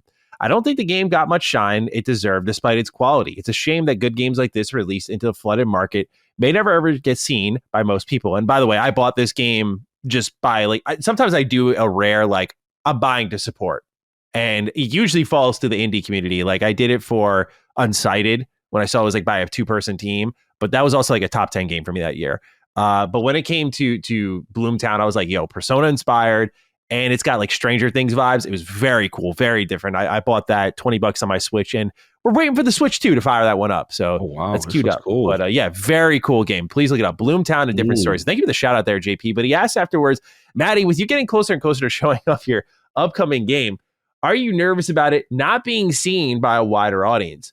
Colin has recently talked about the struggling sales of Lily Mo's games, or latest game, and it seems harder than ever for games from smaller studios to be noticed before it's lost behind another 30 games releasing the following day. So for the longer write-in, have a cold weather calls for a throat coat kind of day. Look at the throat coat army coming out. This is great. You can't be having no throat coat army, maybe I'll put a throat coat Easter egg in my game. I mean, bro, that's a great fucking idea. I didn't think of that. I got to put that down. That's a great idea. A throat coat salesman or something like that you can interact with. That'd be awesome. Hey, that's easily done. That's easily done. Yeah, that would definitely bump up a rating maybe. But this is a great question. I think about it a lot. Right now, I'm putting the nerves aside, though, just because we're not gearing up for a reveal right now. But the thing that I'm really doing is I'm taking the time to honestly assess the situation, doing a lot of long-term planning. But more importantly is I'm talking to those who have been there and done that. I don't want to name names just because I don't want to drag anyone into it, if you will. But I'm asking a lot of developer friends that I've made over the years, even people we've talked to on this platform, my own platform, to kind of look over what we're looking at doing with our series and our long-term pipeline, our vision beyond just game one, and sort of how we're sizing things up and making sure my eyes aren't too wide, that I'm too overly optimistic and biting off more than I can chew. Because one of the most impactful stories I learned from game development was really watching Pandemic come and go. This is a company that exploded onto the scene. You had Battlefront, you had Lord of the Rings Conquest, the Saboteur, all the Mercenaries, amazing game after amazing game, just pumping them out. But they pumped out so many that they kind of spent all of their resources, and eventually they got shut down by EA. So it's easy. I always talk to people, when you get the tool sets going, they kind of turn into Lego pieces that you can just take all of these parts and build something with it, where content building becomes, nothing in game development is easy per se, but it becomes a very easy task to sort of think of a thing and put it into motion, and just think of the other ways to support. Do we need more art? Are we going to change a gameplay mechanic here, et cetera, et cetera? So what I'm kind of looking at is I am pretty much putting together presentations right now, are sort of getting it in front of the eyes of people I trust, people who have helped ship games, who have invested in games, and be if you were a interested suitor, would this appeal to you? Is this too ambitious? And just pretty much learning about the economics that makes the industry go around. Because right now we're in this kind of major change, mostly for AAA. And I don't think it's going to affect independent as much, only because we get to budget our games considerably lower. Games such as mine and others. I mean, Colin's is, I think, considerably cheaper than mine, but it's one of those things where we're easy to take flyers on because it's low risk, high reward. That's where a lot of these publishers pretty much feast or famine. It's let's just gobble up a bunch of little titles. One of these pops off, we make all of our money back and then some. So that's why I think the independent scene will be fine. But still, I don't want to be too risky with things, because I've always told people that it's not just about game one. It's like what's starting to happen is things are coming into view and you're looking at like what your launch window is, that a lot of your brain, if you're making the thing, is like, okay, this is what we have to hit. And you still, that's the priority one, is like shipping the game, making it worthwhile. But I'm learning, like, after your pitch, you also kind of need like, what's the vision after it launches? What are you doing like the following year with this thing? Because basically what you have to say to these publishers is like, I want my money. Well, how are you going to get my money back? And then how are you going to make me money? And so the business side of things is kicking in for me. And I'm trying to inform myself from people I greatly respect, who are generously taking the time to just speak to me, go over the pitch and that sort of thing. So I'm not really trying to get consumed by nerves, because I think the thing that's guided me through life is like watching other people and observing their successes, their mistakes, and then just kind of incorporating that into my own philosophies. I mean, I don't really have it's funny because like, if there comes a time that our studio is like really successful and our games are successful, I won't have my own bag of quotes to throw out there. I'll be quoting other developers and kind of what they taught me. That's how I learned a lot of things. Like, I'll be quoting what Todd Howard said, like, great games are played, not made. Because one of our philosophies is like, play the damn thing. That's what we say, play the damn thing. Because you'll just spot so many more issues. It blows holes in everything you do. So, I mean, I feel good about what we got. I mean, I've done a couple of test shots. Like, I tested COG on a song and a screenshot and got a really good reaction out of COG. So I felt like really, I mean, and I didn't feel like you were just hype manning me there. So I feel like those moments of like authentic, like, you only get one of those chances, I think. And that's why I'm not conservative on talking about our development process, even if people choose to point and laugh at me. But what I will be conservative on is when we choose to show it off, because I am going to take the time to choose that moment and strike, because we have one chance to surprise. Yeah. After that, the standard is set. Yeah. So I'm not nervous, because I feel like based on all of the quick looks I've given to people, they've been like, wow, nice. Okay, this is great. It's just about waiting, number one, for the right investor. And number two is like waiting for the right moment. Because I do believe in the Todd Howard philosophy. If I can control it, bro, I want this shit as close to possible as launch. So when y'all hear about it, it's like not a wait. I want to put up or shut up, basically. So, you know, I mean, the other thing is, and this could be foolish, and then we'll move on unless Cog, there's something you want to throw in. What you got? I'm a big believer that good games find a way. I know sometimes good games do get buried, but I feel very blessed to be like part of Last Stand and have my own channels, my own outlets, to at least get some sort of starting attention. I don't think it's all going to translate to sales. I'm not stupid, but like, right. I'm hoping that at least it'll put eyes on it. We have examples of that. Yeah, we have examples of that. And no, seriously, Animal Well. Think about that. Not to one. It does. It does make a difference. And so I know my name attachment carries weight with it. That's if I'm nervous about anything, it's like the fact that I know there are enough people who hate me that will just try to make this bad anyway, even if it's fucking awesome. Gotcha. If there's one thing that I think about sometimes, I'm like, people are evil. Like, I'm just seeing, ever since last year, I'm like, people are fucking evil, dude. Like, they'll just do that. Like, that's to me like originally inconceivable, but I'm like, okay, this is like a real thing. Like, people just, not to be a victim, but I'll just sign on. I'm like, I just see people shit talking to me. I'm like, bro, I'm not even on Twitter. Like, I have nothing to say. And like, you're still like, yo, bro, what's up? I'm like, who are you talking to? Yeah, it's a little much. It's a little bit that where I know there's a hatred for me, but focusing on the positive, I know there's a lot of love. And, yes, that's what I was going to say. And I trust that I'm thinking of y'all who are very vocal and what you would want when I'm making this thing. I'd say the best thing that's come out of being a reviewer, stepping into game development, was really learning what true feedback is. Tim Kaine just put a great video up about it. It's called Do Game Developers Know What Gamers Want? And it was like a part 2 to a video he made called Do Gamers Know What They Want? And in that video, Tim was basically breaking down the critiquing process that happens in games, and that a lot of it is painfully surface level. It's something that made me want to become a reviewer, because I'm like, the graphics suck, the gameplay's not good. And I always tell people, if you want to be a good reviewer, all you have to do is ask why when you state that surface level take, and go to the bottom of the barrel. That's all it is. It's just on a string, and just go to the bottom of the barrel. Gameplay sucks. Why? The UI. Okay, what's wrong with the UI? But what Tim says in that video is like, even developers he's worked with will be like, the UI looks dumb. He's like, thanks, I'll get on it. That's what he said in the video. And it was hilarious because it was like, it tells you nothing. But what informs us greatly is like, you have a guy who not to toot my own horn, like I think I'm a good reviewer though. It's like, I'm able to break down and like look at something and be like, here's our problem. Like, why does this UI why does our inventory management system not work? Well, it's because you go through those all, line them up, knock them down. And so that's why testing and playing is just so important. But I'm not really trying to let nerves take hold of the situation, because last actual thing I'll say, I have a lot of excitement for it, man.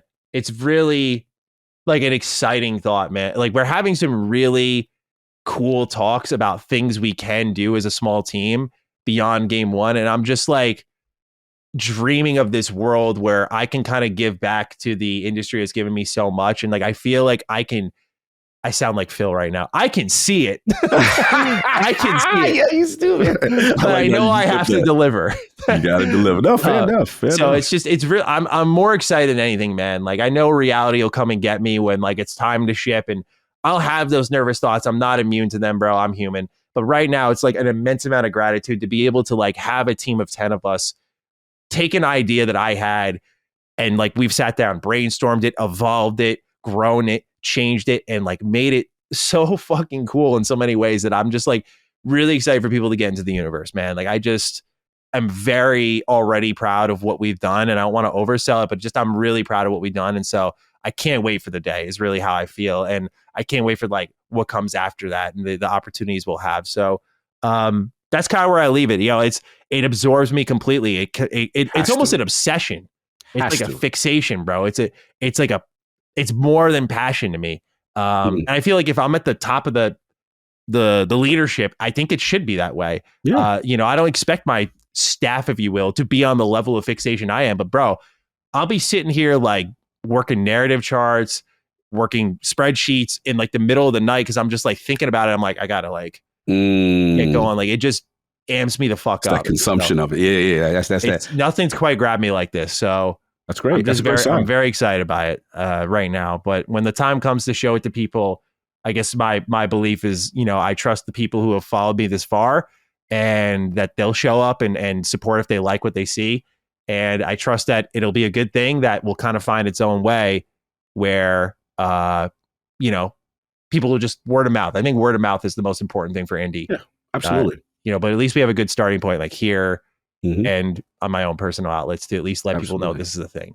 Get it out there. No, absolutely. Yeah. I'm pulling for you. And the key thing is that passion, right? That passion, that's when your heart is in something, that to me facilitates the best work. That facilitates the best working conditions, right?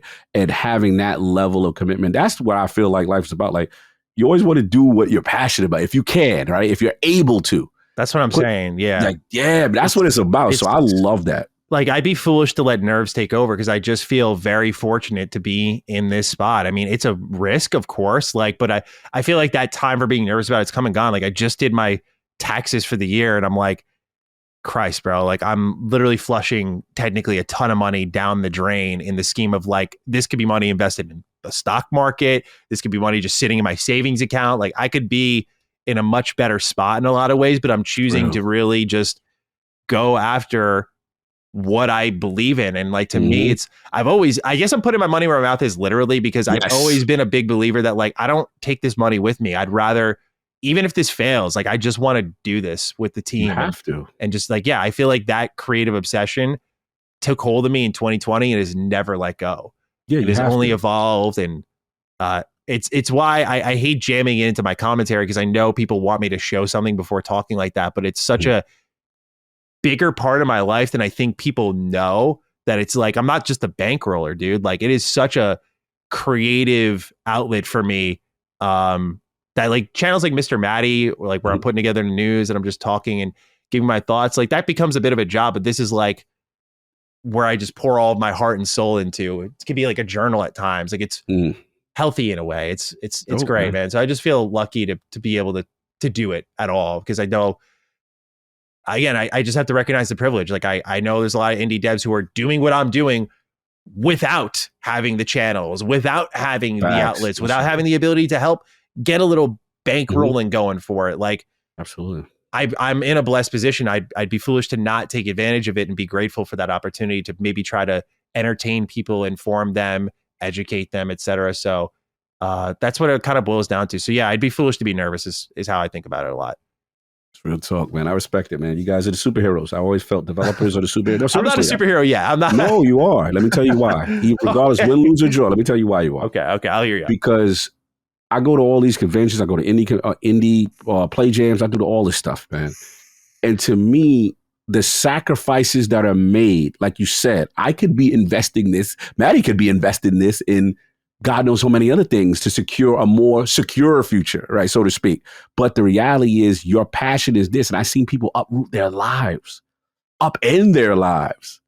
for this singular goal of what they're passionate about. That's superhero stuff, bro. Regardless of whatever the outcome is, that right there is a level of faith and passion that a lot of people are not willing to put their money in their mouth with and attempt it because there's a level of vulnerability. What happens if this and what happens if that, right?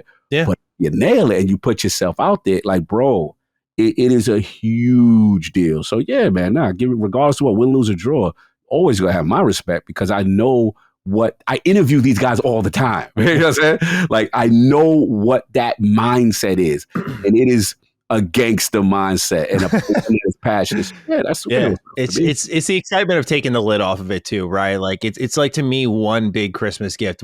So I love around Christmas time, like, I got Cog this thing, and like the way I found it and the way I thought of it, like when I deliver Cog that gift and he unwraps, he's like, "Yo, you got me throat coat." I'm like, "Yeah, dude, I thought of you, and I knew you wanted this, etc., etc." I broke it all down, and it's like that moment of like unwrapping the gift, and that's how I think of it in game development. Like I hate the secrecy, which is why I plan to, when I show my thing and it's out, and you're like, okay, I know what it is and everything. I got these questions. I love what Josh Sawyer does. I love what Tim Kaine does, what Mark Dara does.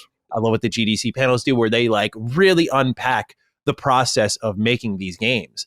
So much of our team got educated through these guys, frankly. The videos they make and just how much of an open book they are. Like, I'm such a strong believer in that. So that's the other part of it, is even like you said, win, lose, or draw. It's like the benefit of being able to just come out there and be like, hey, you don't know how these are made. I can help you just understand that.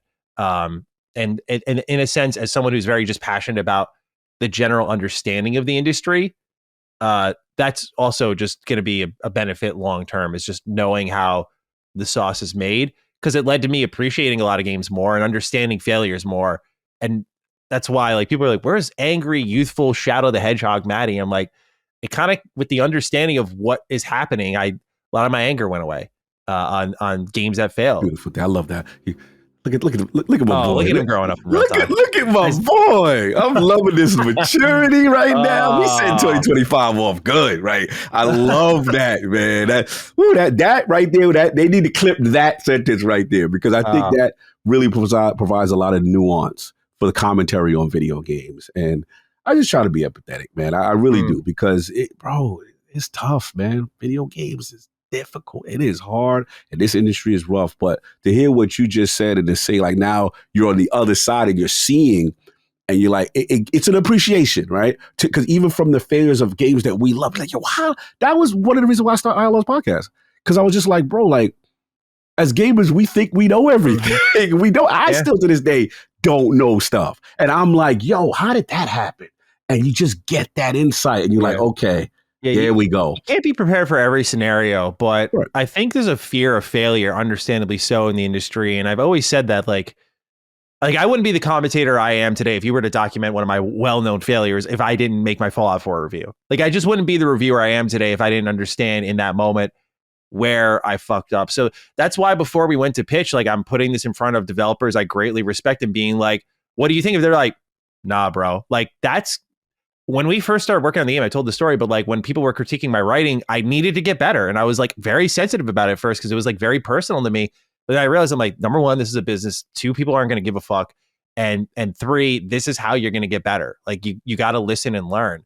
And so this is an opportunity to like get in front of people who have been there, done that, and be like, what do you think? If they're like, you're not there yet, dude, like, you got way more to show, then that is what it is. And I'm willing to accept that. I'm just, again, I feel like as long as you're a sponge and you're willing to taken all that wisdom and feedback, this industry will give to you 10 times over. You just got to look in the right places. Agreed. And of course, it comes from general kindness. I feel very lucky for some of the individuals who are going to talk to our team and sort of provide some of their wisdom. Really cool stuff. So I'll share all of it at another time. But thank you, JP, for writing in. Sorry to the rest of the audience. Blame JP. All right. Lots of news to get into today. Number one, Xbox Developer Direct is set to put its annual January showing on the 23rd. Making the show are titles like South of Midnight, Doom the Dark Ages, and Clair Obscur, Expedition 33. Good guess, Cog.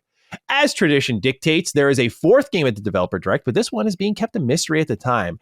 Nate the Hate has claimed that South of Midnight will be arriving in April, Doom the Dark Ages in May, and Oblivion Remake in June. Interestingly, the Oblivion Remake is said to be one of the titles not set for the reveal during this Xbox event. Jez Corden had corroborated as much, saying he doesn't think it'll be there, but has claimed that a fourth game is a new entry in a legendary Japanese IP. Curiously, there has not been any talk yet of a fifth game, which were both at the 2023 and 24 Developer Directs. Seth Boaster writes in, "Good day, Dukes. We're days away from the Xbox Developer Direct, and barring any bigger leaks that have happened since writing this, the current reporting from Windows Central is that the mysterious unannounced fourth game is a new entry in a legendary Japanese IP, which has decades of history and should make a lot of fans happy. If this is true, let's speculate. What unannounced game from a legendary Japanese franchise do you think is likely to show up here? Thanks for reading, and have a I'm using this comment to speak Ninja Gaiden 4 into existence kind of day." All right, Cog. We have the Developer Direct here. Funny enough, we literally said on the show last week, I think Astro Parrot had the clip, or it was Meatball. One of the two had the clip that was like, yeah, I'm sure this news will break. And literally the day after, the day it went live for patrons, I'm like, dude, you got to be kidding me. So Xbox, work with us. Snake Bitten Dukes for week one. Hopefully we get the blessing of divine timing throughout the rest of the year. But yeah, right now, as it is currently in its state for this week, we do not know what's going on with this fourth game. So what do you make of what's going to be at the show and what game 4 and maybe even 5 could be? Bro, I'm excited. Again, these Developer Directs are like Christmas for me, because usually, games industry, January is always quiet, right? It's usually quiet. But now Xbox is quietly, I got to give them flowers. They've quietly created the best formats in terms of showing the games now, in my opinion. Like, I love the Directs now. Like, this is a company that used to make Inside Xbox. I mean, Xbox showcases and with Twitch influencers. Bro, I used to destroy. I was like, stop doing that. That's not it. Like, no. This high production value, pacing. I like that they go to the studios, they put their own spin on it, and then you get, moments. Yeah, I was remember get the Hi-Fi Rush Shadow drop. You had so many little moments, and then obviously Square last year and all that stuff. So let's get to it. Gotta give the Cog a little something here with the Expedition 30. Deep. Shot by shot, I hit. You know what I'm saying? I was like, bro, I was shocked that they got that game in Game Pass at the last showcase. And clearly they got the marketing rights. Now you're associating the platform with it. Awesome. That is arguably my most anticipated game of the entire. It's giving me metaphor energy on steroids with Ben Starr. Bro, they got Charlie Cox from Daredevil. Oh, they do? Bro, they got Shadowheart from Battle. The voice acting talents on that game. Ben Starr up in the spot. Like, what's up? So, and they got Gollum. Bro, they budget. I don't know who paying the bills over there, but clearly they took this bag and they Kepler are off was to their publisher. So that's like Sandfall, right? Or something like that. Sandfall is, I think, the developer. Right? Developer. Kepler's the publisher. Kepler's the publisher. Yeah, bro. That looked like one of them Game of the Year type energy. So I'm dying to see what that is. And again, great Game Pass get. So then we got, obviously, South of Midnight. The more we keep hearing about it, the more excited I get. I see my man Olivier on the music. He's popping off on Twitter. Again, still a lot of questions, but now we get more of a deep dive on what South of Midnight is, which is great. Doom going Doom. I'm not even worried about Doom, to be honest with you. I mean, it would have to be like a flight sim situation. You can't log in. You know what I'm saying? Like, feels it's like hard. a guarantee. Feels like a lot. That's almost a slam dunk to me. And I know it's an Xbox, so I know I get it. You know what I'm saying? Rakes can happen. Before, yeah. We've been there before, but that's the one I'm not too worried about. I'm being honest, Bethesda, social media wise, is popping off chest out with Doom. Mm-hmm. So I'm very strong about that. So let's get to the fun now. So apologies, Maddie. I know you want that remake. I know. I watched your video. We'll get into remake, Oblivion Remake later. But obviously, it looks like it's not going to be there, in my opinion, which is fine. If it's June, it's a great June game for the summer. Oh, bro, June is way earlier than I was expecting. Yeah, I'm not feeling greedy about this one. June is like an over delivery on my expectations. I thought this was like November or something. That's what I thought. So this is great. First half of the year, even if it falls into like January or July or August, I'm cool with that. Now we look at this cadence. If Nate the Hate's report is true, right? So you got a South to Midnight in April, a Dark to Doom Ages in May, Oblivion, and we still ain't even get to the games that ain't here yet. We know the Fable, the Outer Worlds 2, right? This is Call of Duty, bro. It's so sad about what's happening to Xbox because it's like, bro, y'all got to get. It's like if we could have transported 2025's lineup and pushed that into 2022 and 2020, like we'd be lit. Yeah, it's always the too little, too late kind of energy. But anyway, back on focus. Now let's get to the fun. Bro, don't be talking about no Japanese. Don't.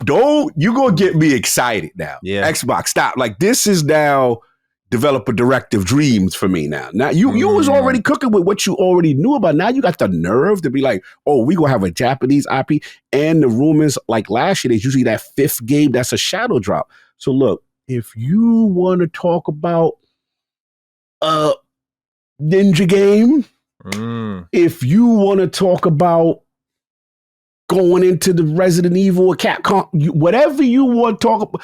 There's a lot of Japanese IP that I would love to see. Yeah. And there's some great candidates. So I'm not going to get too gassed because I do want to set my expectations just like get, with this one, with the app, just in case like all the reports are wrong. Because there's tons of, streets are talking about what the Japanese IP is.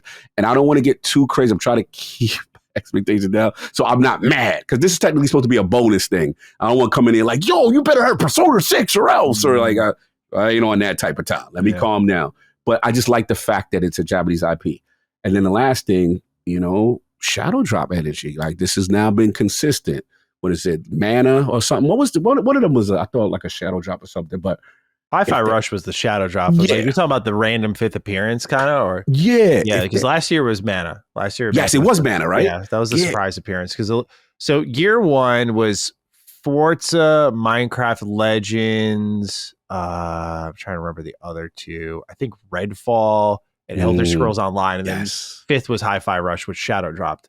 Correct. Then the following year was Avowed, Aura, Indiana Jones, and can't remember that 4th one, but the 5th one was Visions of Mana. With Visions of Mana, yes, so that was the drop. Usually 5 games, so I'm like, they're hiding one probably because it's a brand new game. And then what's the 5th? I'm gonna go a different direction with the 5th. I've been wrong about this so many times.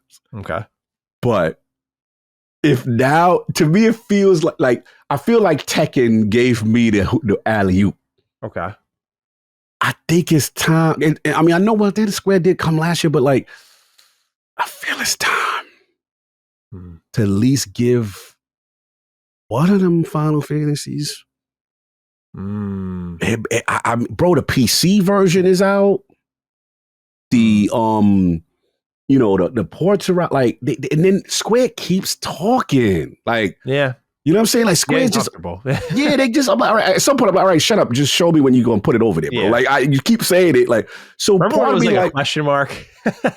And now they're just like, we're like, man, they're mercenaries. They're never coming over. And then all of a sudden now they're like, we want to be everywhere. We're happy to come to Xbox. They're like completely different tune that it's actually like changed my whole perception of how they view multiplayer. It's fucking crazy. Sorry, continue. No, you're good. I'm pretty much wrapped up. Look, if you will give me a Japanese, you give me that great live, you give me a Japanese IP, any one of those games we said, and if Square happens to make an appearance, it is already arguably one of the best developer directs they've ever done. So we shall see. What do you think? And how are you feeling about what's shown? Yeah, what's being shown, I'm excited about. South of Midnight is interesting to me. I defined it as like a classic Xbox exclusive. I still haven't wavered from that take. Like, it really reminds me of like, I just pulled a bunch of OG Xbox games off the shelf. Like, it really does. Like, if they put that on an original Xbox, I saw the only on Xbox stamp for South of Midnight, and I fired up and that's what I saw. It fits really strangely well. And maybe it's because I play Voodoo Vince, and that is like that kind of Southern vibe to it as well.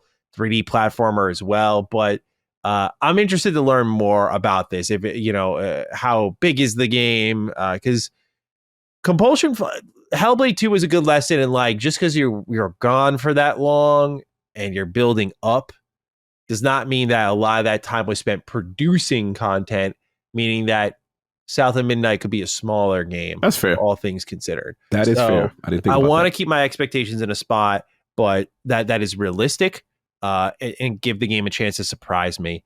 Doom, I'm in a similar pocket of comfort for you. Like, I feel that is soon. It looked really good when we first saw it. It has not let us down.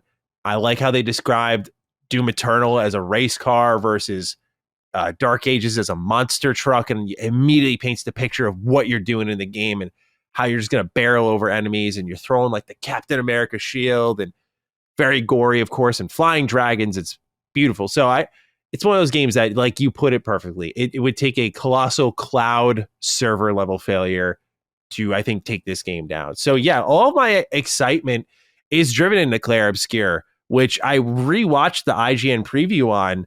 And dude, did you know you could do a no-hit run in this game? No, I did not. It's a turn-based game, but you can do a no-hit run completely from start to the final boss. Wow. Because you have to just time your dodges with, they said they wanted to mix together turn-based and action. So there's times like you can literally aim your gun and shoot in the middle of the turn. Like, you know how in Persona 5, like you can actually shoot your gun, but it's like, yes, it's contextual. But in this game, you actually like aim and shoot. So it's very different what they're trying to do with turn-based combat. But you can see the Persona inspiration. You already mentioned the voice talent. I'm very excited because I'm a huge Final Fantasy 13 fan, and that level of fidelity in a turn-based style game is not like when I think that was the last time we saw it was 13. Before that, I couldn't. I guess Final Fantasy 12. Like, it's really been since that era. To Square Enix's credit, they've done high fidelity Final Fantasy always.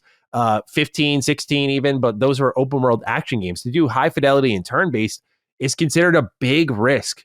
And so I'm very excited to learn more about this. And interestingly, no release date leaks or rumors about this one. So I'm curious where this is going to land throughout the year. I don't really have any good predictions for it because when it was revealed as a Game Pass title last year, I mean, the surprise was like just liking what I saw, because like step one was the trailer opens, you're like, oh, Unreal Engine. Oh, they think they're the Order 1886.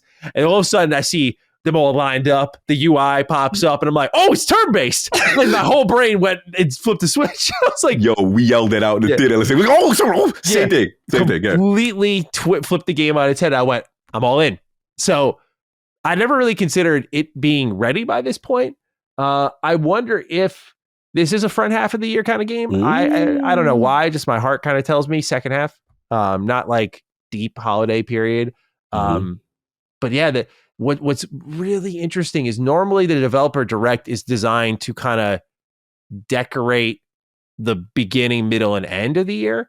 Yes. But if these release date window leaks are to be believed, you have April, May, and potentially June covered. And all of these games could be relatively soon outside of the unique Japanese IP reveal. I'm like, all right, did they just have like, did they have so much content this year that this is just what's coming right now? Could be an interesting conversation because you mentioned Avowed not being there. I wasn't too surprised by that, but no Outer Worlds and no Fable. Yes. One of those two. If you put a gun to my head and said one of these two will be at the direct yesterday, I'd be like, fuck yeah, dude. You're not going to put a bullet into me. Hell yeah. Of course. But I was surprised to see neither of them, especially the Outer Worlds too. So, I mean, Fable to me has always been my pick for the summer showcase. I'm guessing they're trusting the Outer Worlds will do fine with trailers within the actual like showcase itself. But yeah, dude, just like really, I think exciting potential for this year. Don't want to get too ahead of myself. Before the mystery game, Yes, let's go. What you got? What you got? My head does go to Capcom at first. Just think it's too soon with Monster Hunter right here. This is going to make them so much money. What are they, 500,000 players almost on a beta? Stupid. So I don't know if they really need to be like, hey, Resident Evil coming out later this year.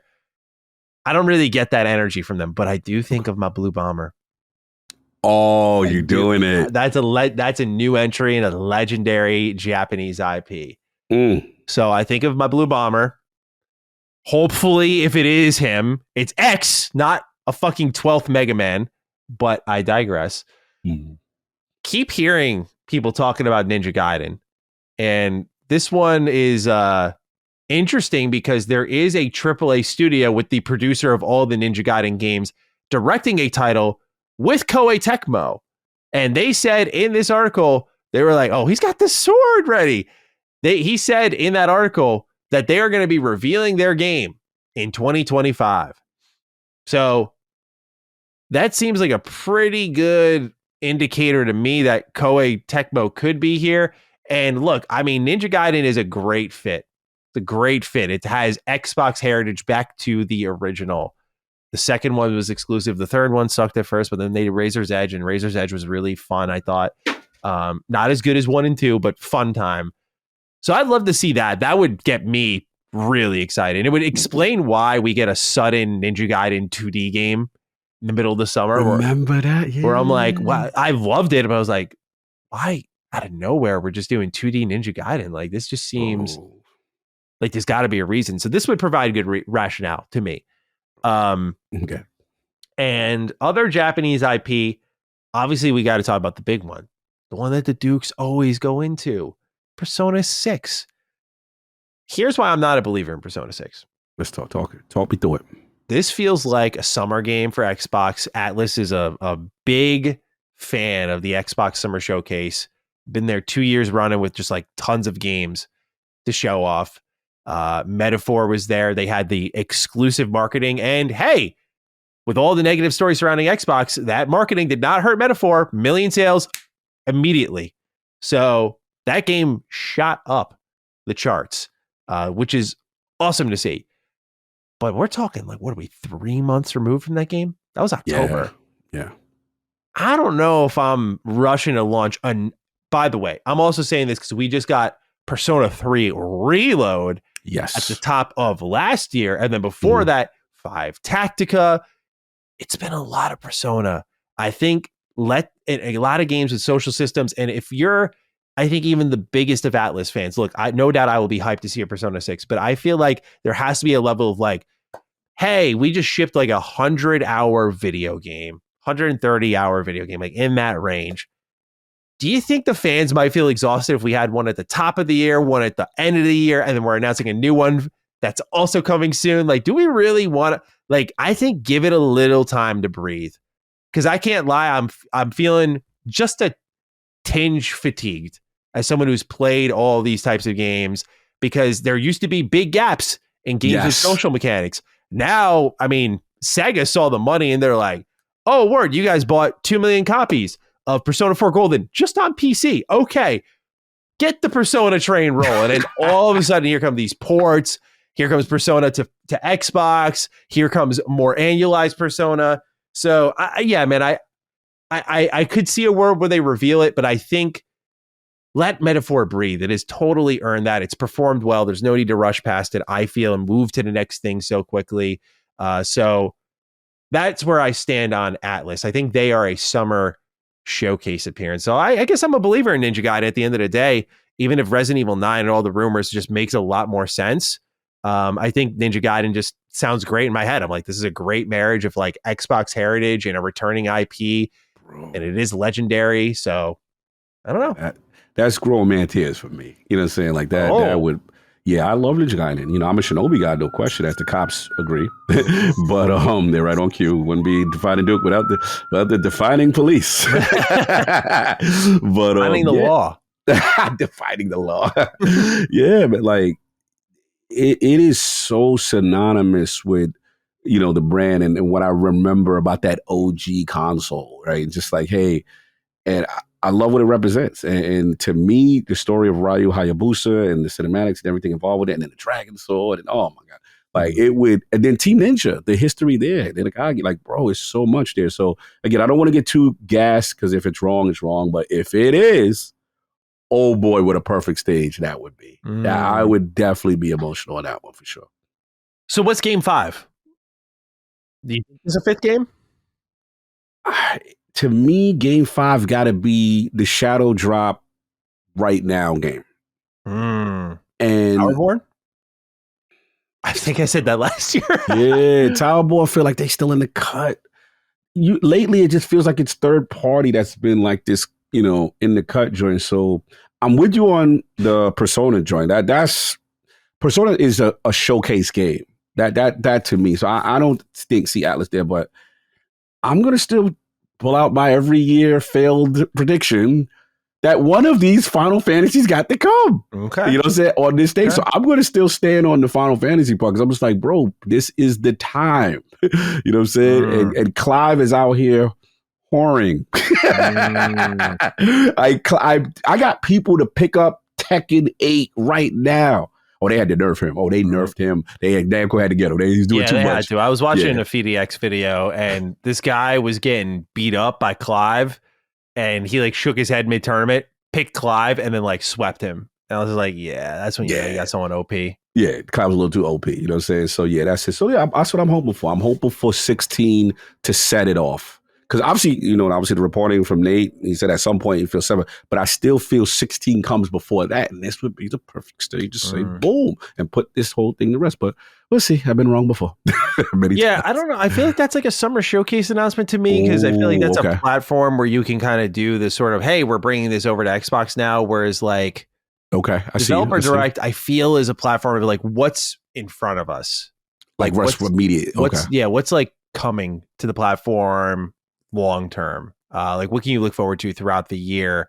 Where I don't know, I feel like after, could be wrong, but I feel like after Hi-Fi Rush, I don't know if they do any shadow drops. I feel like Double Fine. I'm gonna go back to Double Fine. Ooh, I like that. It's like, come on, man. Like, what are you guys? Are you making like a massive game? Like, why are you so quiet? We're entering year 4 now. It's year 4 by the time we hit August. Like, I feel like it's got to be time to show what's going on there. Here's the thing. This is where I'm going to push back, though.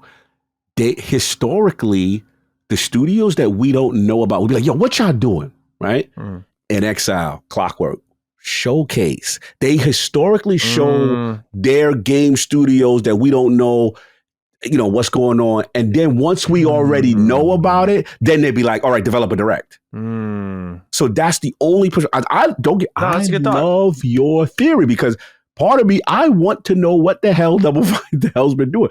If they show up, yeah, I'm still happy. But part of me, like the way Xbox thinks, they'd be like, you want to know what they're doing? You're going to find out at our showcase. And then once you see it, here we go. So we'll see. What's exciting is the possibilities of this could all add up with all these choices that we're making. We're just going to see what they do. I'm very excited to see. This could be a really special show. You're right. Maybe first party wouldn't be it, but there's got to be a 5th game. Got to be a 5th game. There's got to be a 5th game. As I'm just trying to think, like, unless, again, maybe I'm wrong here. Like, if we go back to the Developer Directs, has there ever been an Xbox game studio debut of a title at it without us knowing ahead of time? Usually they always are on Front Street. Hey, Hi-Fi Rush, but Hi-Fi Rush breaks the rule of the way.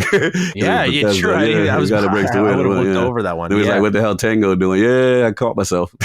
Yeah, that's this could go anywhere. Yeah, it's interesting because there's a lot of opportunity there for that 5th game. If Oblivion Remake is coming out in June, how is it not at this? When do they reveal it? When do they reveal it? Yeah. Like, when is a good time to show it off? If not then, right? Like, I believe the insiders, they know better than me, but like, I'm like, okay, Oblivion doesn't show up at the one showcase to start the year.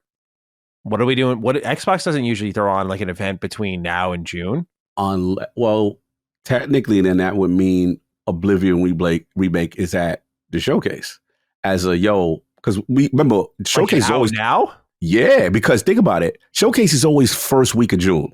Always. That first week of June, that weekend, usually, I know that every year I go to E3, it's always the same damn week. Let's look at it. So we got boom. So June 4th, the 6th. So basically, I can predict it right now. The weekend of June 6th through the 8th, the showcase is going to be June 8th. I'm telling you right now, it's always the first weekend in June. So you're going to have a Keighley show, probably Friday, June 6th. Saturday will be a third party, June 7th. Whatever, if whoever third party showcase. And the 8th, Xbox is historically always the Sunday. So my prediction is June 8th will be the showcase.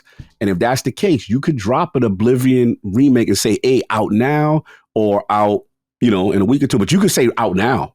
Because remember that the rumors are saying that it's supposed to be June. That lines up. You'd be like, yo, boom, you can go home and play this. You know what I'm saying? So now it's like, well, what the hell is this game?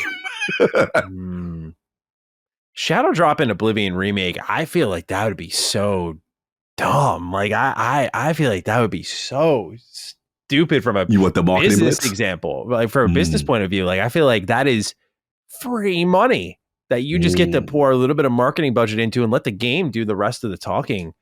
I don't know if I agree with that. I feel like that's I don't know if it's game 5, but I'm saying I feel like that's the weird thing. If it's coming out in June and they don't reveal it here and they're like, what are they gonna do? Just like, it's March.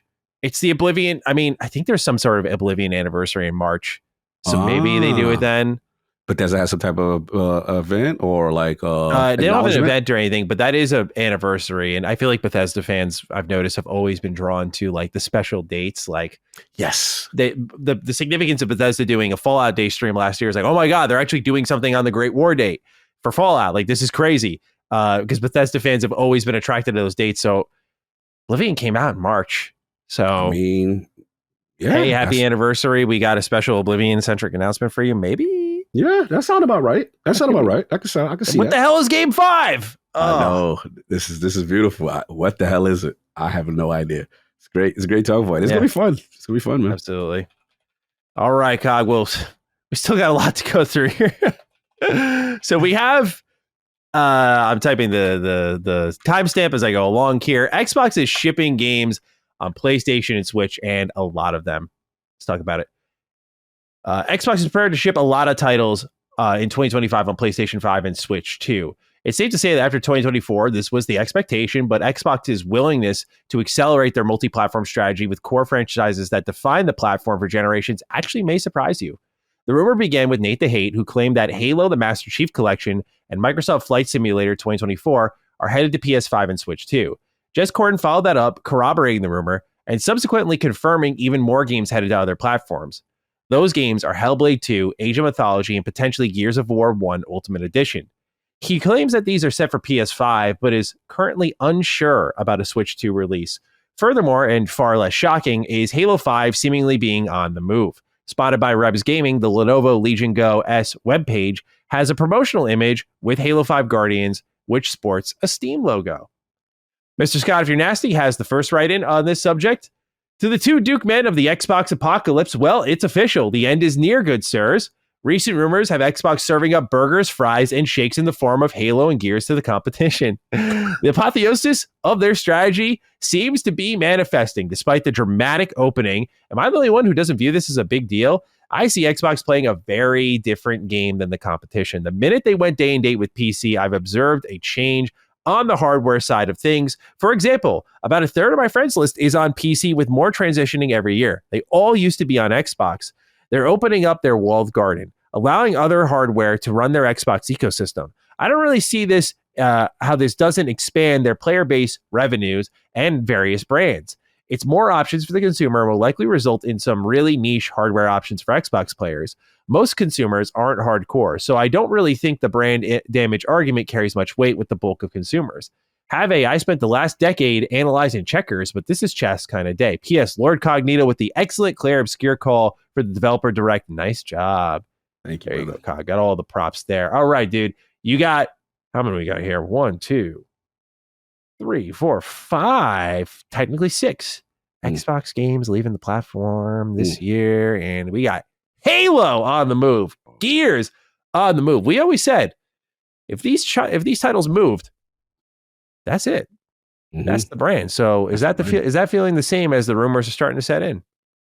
Yeah, man. Like I said, as a Sega kid talking about Xbox brethren, buckle up, get ready, because the day you see on a PlayStation and a Nintendo Switch platform, it's going to hit.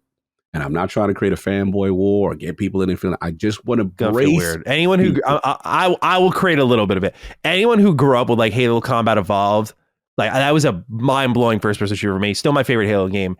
I will feel some sort of way, not in an angry way, but I will feel very weird looking at this game on a Switch or a PlayStation. I'm sorry. I'm all for it, but it will feel weird. Exactly. Again, this is not about trying to, restrict people from playing something. This is about the impact of a core identity brand that has historically been associated with yours now appearing on other platforms. And I get to play. I'm just saying that it's going to be reverberations throughout the industry when that day happens. And I think my prediction is when the Nintendo Switch 2 reveal does happen, the rumors are they may do just a hardware reveal first, but then they're going to have that Nintendo Direct where they like, and you know the music they do. Maybe, and you know what? Maybe that's where the Oblivion remake shows up. Hey, anyway, continue. I didn't even think about that. Yeah. So Nintendo Switch is going to be a precursor for a lot of this. Just like when, remember, Nintendo played the same role post business update.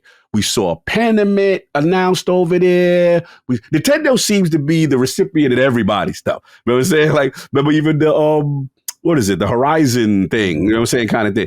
Nintendo's eating. They are fine. The way the industry right now, they seem to be the beneficiary of all this stuff. You know what I'm saying? I take that back.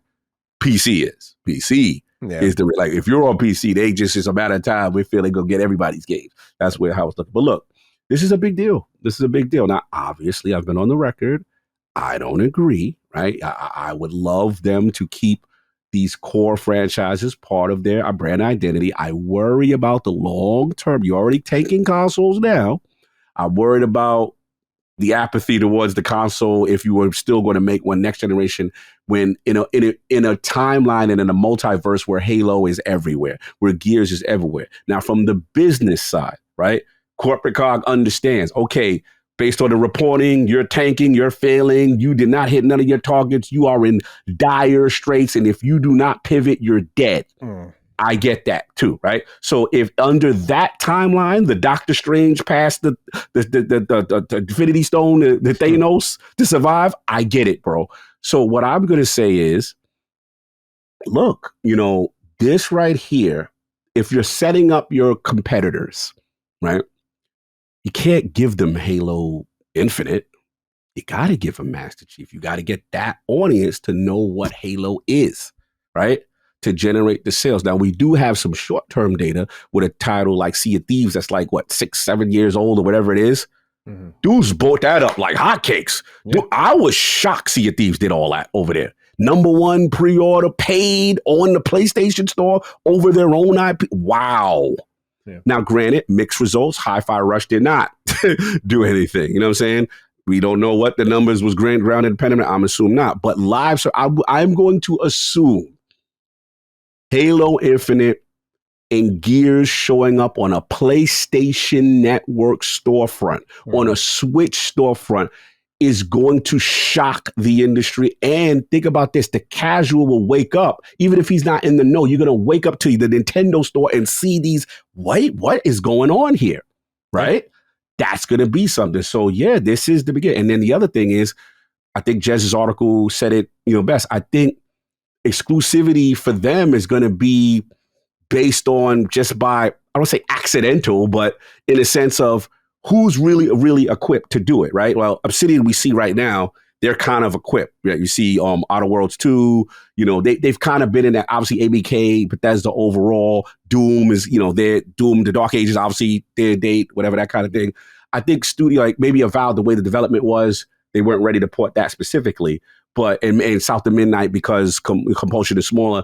But to me, I agree with Jez. I think it's going to be a situation where it's, I won't say accidental exclusivity, but it's just because of the situation per each studio situation kind of thing. And as far as, Scott, if you're nasty, he's saying it's not a big deal. Look, I don't know how this timeline plays out.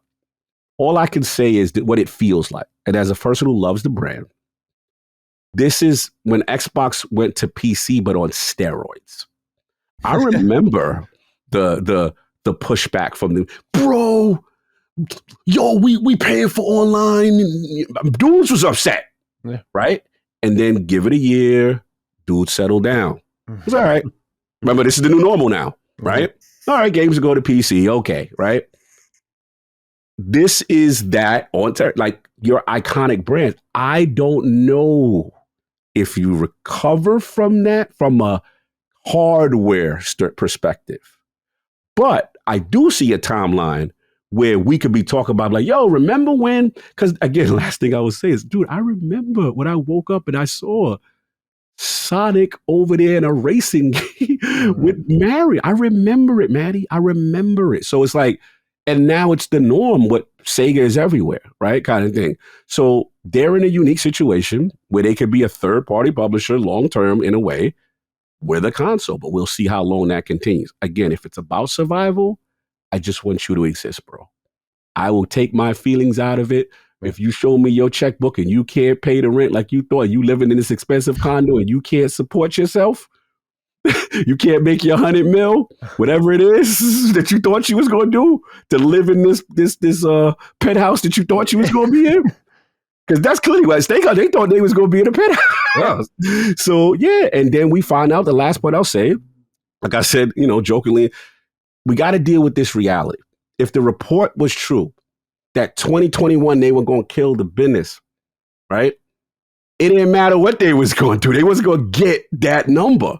So these are the direct results of now the strategy to survive and to exist. So we'll see. A lot to say, but I'll let you go on here. But yeah, it's gonna be an interesting time this year. Yeah, I thought this would take a little bit longer. I knew it was coming, but I thought it would take a little bit longer. But I think when you look at that report of where Xbox was at a point we thought was a high for this generation, it paints a clear picture that this is a lot of trying to rescue a dying brand.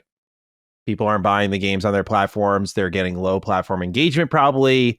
People aren't spending money on their platforms, so they need to go to where people are signing in and provide the games over there, because I think they're recognizing like people don't rock with us right now quite like they used to, and we're putting out good stuff. And I'm sure as they buy up developers, you got to imagine there's phone calls being made to like Phil, Matt, Sarah, like, hey, we're kind of nervous about where you guys are going because you're killing the brand and we're making a good game that has eyes on it, but people aren't engaging with your platform because of what you're doing. We want to go to PlayStation. Like, I'm sure there's internal developer pressure at this point because they're like, if they're jumping ship, we want to jump ship, right? Remember what we saw with the Pete Hines leaked email about Bethesda games being exclusive and Activision games weren't going to be. And he was like, why? Right? You think he was the only one saying that? Mm-hmm. And that was at a point where Xbox's business was looking to be leaning into exclusives and doing what PlayStation did during the PlayStation 4 generation heavily. And it ended up not being that case, but Pete wasn't certainly the only one saying that. So I do think this is a result of a lot of things, but what it ultimately ends up being is like the death of Xbox as you know it. I think they'll continue on at least for another 5 years.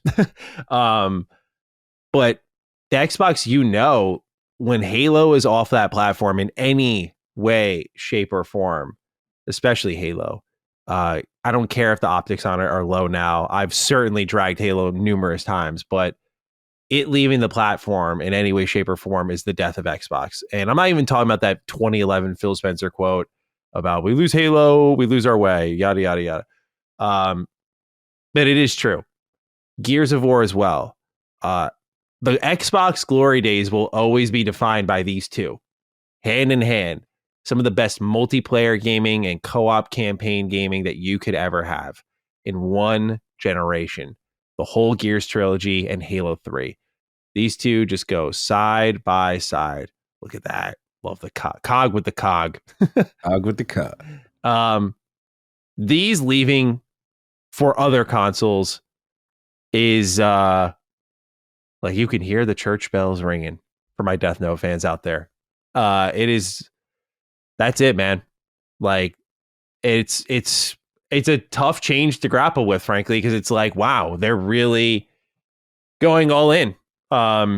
again, you expect it, but you thought like, okay, let's bring Hellblade, and even something Microsoft Flight Sim is like really new. And they're like, get it over there. Indiana Jones, like these windows are going to get shorter and shorter until it's day one on all platforms. We already saw the change with the Outer Worlds 2, right? So this is just ramping up progression in that way. Like, I don't think they're going to be like, okay, let's see how Halo Master Chief Collection does. They want to get Master Chief Collection over as soon as possible, Halo 5 over as soon as possible, and then Infinite. Why is that? So they create the expectation, the interest, so it's all there. So when the next Halo comes around, and maybe like 26, like we're hearing, or that Combat Evolved remake, everyone gets to have fun. You're familiar now. You know what us. This is? Yeah, you know us now. Yeah, I unless a company is like short-staffed, they don't have the development kits for these other consoles, I think everything is going over. Which again we said this last year, yeah, but you called it immediately. I got to give you your props. But I can't hide my surprise, even if I am right. Like, I'm like, oh my god, Halo already? Like, this is like Halo's like game 5. I didn't expect that. That's crazy to me. I thought they would kind of indie, but yeah, technically indie. You're right. No, sorry, you're right. Halo's game 6 then. That is not what I expected. I thought there'd be like 10, and then they'd be like, all right, Halo goes. And then there'd be another like 5. All right, Gears goes. But this is the ultimate Band-Aid rip, man. They're like, we don't give a fuck. Get it over there. I need my money. It's time to collect. Yeah, it's time to collect the money, man. So looking into the future, we have this right in here from the Uncharted Wolf. It says, what's up, Dukes? Rumors from both Nate the Hate and Jez Corden indicate that Xbox games will be coming to Nintendo Switch too. What do you guys think this means for Nintendo and Microsoft's future relationship? Could we see Nintendo working with Microsoft IP like Banjo? Also, are there any Xbox games you personally want on Switch 2? Thanks for all you do. Thank you, Uncharted Wolf, for writing in as always. So, Cog, we remember the good old days of 2021. Where can Game Pass go? Here's this curated little app. Oh, that Switch is in the background for Phil's office, all the way to Sarah Bond on a set. I'm like, oh, they're cooking. What are they cooking? Well, we never knew. We never found out. But now it seems like we know to a degree. But what would you bring over? What games do you want to see come over? And what IP could get reactivated in a ideal world where Nintendo is willing to play ball with Microsoft? This is a good question, because we've already seen the flirting with Nintendo initially with titles like, was it Ori? Remember? Oh, yeah. I thought that was big. Psychonauts, I'm looking at them. I'm looking at like specific things in the portfolio that I think really fit Nintendo. Now, Master Chief Collection on Nintendo Switch is going to be wild. That's going to be a wild visual to see, just to see them as part of that. And remember, I'd be about that though. Like, as a gamer, I'm totally about handheld Master Chief Collection. Bro, it's good. People experiencing Halo for the first time. Like, people forget Halo is a killer app in the terms of the fact that it proved first-person shooters can feel amazing in the console space. Nintendo don't know about that life. You don't get a whole. They know about inking the stage and whatnot. Exactly. They only know about inking. Inking. Yeah, the fact they used to get they splat on. You know what I'm saying? That's what they go. So, bro, when that shows up, and they're gonna get a spike. It's two bases. It's the Nintendo base and the PlayStation base that's gonna get that spike. So, yeah, that's gonna be huge. I'm trying to think of older. What do you got? What do you pulled out the cut? I'm calling in the Xbox recovery effort. All right, save them. Save them. We've been doing the rise of the sunset. Yeah, the rise of the sunset. The rise of the sunset. Yes, we need Rise Son of Rome to get another chance on other platforms. And dude, Sunset Overdrive, I'm sorry, but Insomniac are the goats over on PlayStation. They deserve to grant PlayStation fans this video game, man. Like this. I didn't even think about that. That's full circle. All the Spider-Man movement, but the Ratchet and Clank weaponry, like it's in this game. It's amazing. It's like, this might be my favorite Xbox exclusive of that generation. Yeah. I love Sunset Overdrive. I would love for more people to play it and just realize how good it is, because I think if this was a multi-platform game, you'd be like, where's the sequel at, bro? Oh, it's a game. Facts. That's what I'm calling in. You're going to port games? Yeah. Port games. Oh, yeah. Boy, no, listen, there's a lot. There's a lot to port. If it's going to be grand opening, grand closing, there's a lot to port. So yeah, I'm with it. Look, they're going to benefit. There's going to be a lot going on there. I will just say this, in conclusion with this whole thing. For me, and I can only speak for me. As much as there's going to be a shock value. There's going to be a reverberation. At the end of the day, these are 6-year-old, 8-year-old, whatever titles, 10-year-old titles, whatever it is that people are going to experience for the first time, and it's going to create a boost.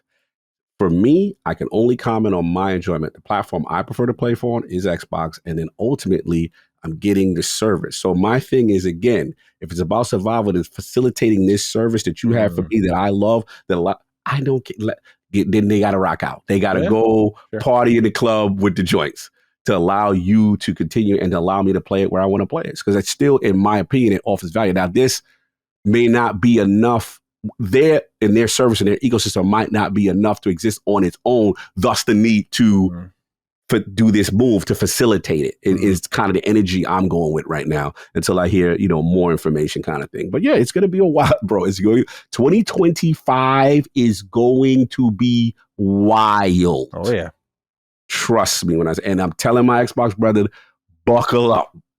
It's going down. Yeah. Dogs and cats sleeping together. It's going down, bro. We ain't playing that game. Me and Maddie called it. We told you, you thought it was just 4. You was fooling yourself. We are here now. We're in the end game. We are in the end game. Just as long as we bring Sunset Overdrive over, we'll be golden. But nonetheless, ladies and gentlemen, Xbox bringing a lot of games to PlayStation and Switch, and we'll see what the Nintendo partnership brings. If anything, Uncharted Wolf, I think if I were to throw anything out there, Banjo really is the best guess. There's been so many rumors surrounding Banjo. Yeah. I just hope one day he comes back. Banjo, of course, any rare IP really, would be great. So we'll see, but I'm not expecting much. Nintendo just wants to make money and they'll happily sell Xbox's games. All right. Oblivion Remake gameplay details. It's our third item on the news report, our final item here. The Elder Scrolls 4 Oblivion Remake has been a horribly kept secret, and that trend continued into this week. Outlet MP First has the scoop on gameplay details, and it seems they're, at least on paper, going further to improve the game than some initially expected. Quote, this is from the article, "Today, we can confirm the project is indeed real. A mistake made by a former Virtuos employee." For those who listened to the beginning of the show, you already know it, but for those who skipped to this segment, this is the same individual who leaked Assassin's Creed Black Flag Remake and its gameplay details. Has provided us with not just confirmation of its existence, but also insights into gameplay improvements set to be implemented to the original game. The information comes from the website of a former Virtuos employee whose name we won't disclose for any privacy reasons. Get this, by the way. And who worked on the game from 2023 to 2024, and before this, individually worked on games like Epic Mickey Rebrush, Call of Duty Warzone, and more. So we ain't going to say who it is. We're going to say it is, but we're going to rat him the hell out and you're going to find out. But hey, Microsoft, hey, Virtuos, hey, Bethesda, you looking for who it is? It's the guy you freelanced for a year who worked on these titles. Way to protect him. Great fucking job. Yo, that is the ratting out of a person I've ever seen. That's insane. They're like, in case you want to fire him. Yeah. There you go. The dude that did this game, he's 5'10". And like, give him his build and his height too, bro. So you might as well just put his own physical description at this point. Come on now. A description of the project provided on the site confirms that the title is being developed using Unreal Engine 5 and will, quote, be fully remade, end quote, hinting at significant changes in the reimagining compared to the original game. Brief descriptions of 6 gameplay systems that will be reworked are also provided in stamina, sneak, blocking, archery, hit reaction, and HUD. For the blocking system, ideas to improve it were taken from Souls-likes and action games, as the original system was considered too boring and frustrating. The sneak icon are now highlighted in the improved sneak system, and the damage calculation methods were reworked. The stamina system was modified to be less frustrating for the player, making the knockdown that occurs when stamina is depleted more difficult to activate through changes in calculation methods. The HUD was changed to make it easier to understand and more aesthetically appealing to younger players. Hit reactions were also added to improve the response to damage inflicted on the player and NPCs. Finally, archery was improved to make it more playable and modern in both third and first person viewpoints. All right. All right. Oh, you right now. I've been waiting for this. All right. So I don't want to jump out yet and throw a party and pop bottles too early, as my lovely co-host would say. I do like to hear that they are committing to a full remake. Now, Skeptic Maddie has to come out before I go any further. Hang on. Number one, full remake does indicate a lot of things, but number one is I'm not hearing anything about environments, dungeons, those sorts of things. Like if I'm looking at Maddie's list of concerns on Oblivion in 2025, dungeons are probably at the top, right? Like these are dungeons, very visually repetitive. And when I look at what the Sky Oblivion team is doing, I'm like, that is exactly what me as a Oblivion diehard would love to see in a modern take on this game. Okay. So no real mentioning of that yet. Granted, this is one freelancer, it seems, who just detailed some gameplay systems. 2, I love it in 2006. It's funny nowadays when I fire it back up. Cog, you talked about it last week. What's going on with the character models, the facial animations, the dialogue? Is the world active behind you while you're talking to these characters? Is it still the same zoom in? Hello there. You know, is like, what is this game on a dialogue front? Is it still the same like weird eyes dotting around while they're talking to you? You know, what is it going to be like? I think these are 2 big long-term concerns for Oblivion that need to be answered. I think those will be huge visual changes that'll shake up the entire product on their own. Like they could leave the gameplay the same and those 2 alone would be like, oh my God. So I don't see anything about that, which I will reserve judgment because they're saying fully remade. And obviously in Unreal Engine 5, it's like, okay, comes with the territory of like visuals are going to look different.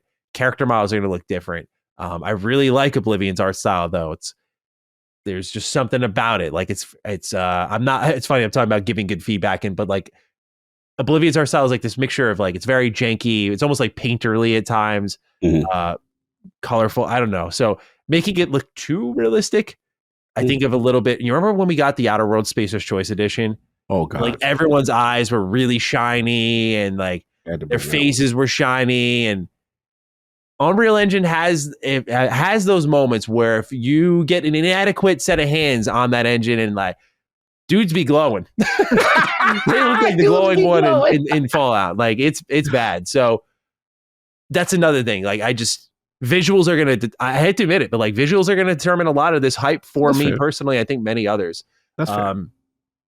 And obviously there's concerns for many, and I think it's fair. Unreal Engine 5 and performance, how those 2 go hand in hand.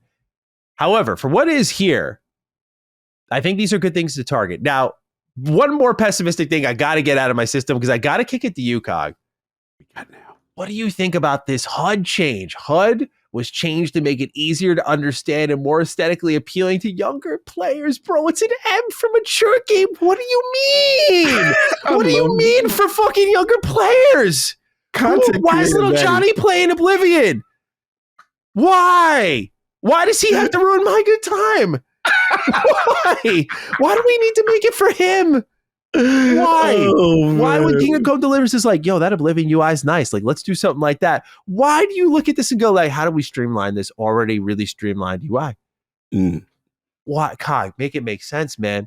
I mean, here's the thing. Do you feel it's going to be like pastel color? Like, what do you feel is going to happen? like, what is the Maddie worst case scenario with this HUD based on this sentence that we're reading without proper context? I love a subtle map bar, no pop-ups or indicators, just me and the world and my health bar, my stamina bar, my mana bar.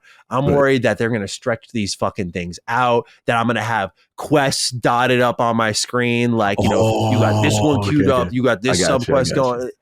That's our worry, is that, we're going to do a little mini map as well, so you don't have to pause the game. These little things, bro. I'm just like, all right. So what about this? How about we meet in the middle? Okay, fair.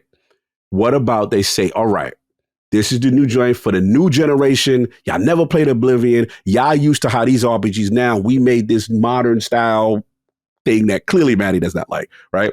Yeah. But hardcore, don't worry. Flip a switch. Old school. What's up?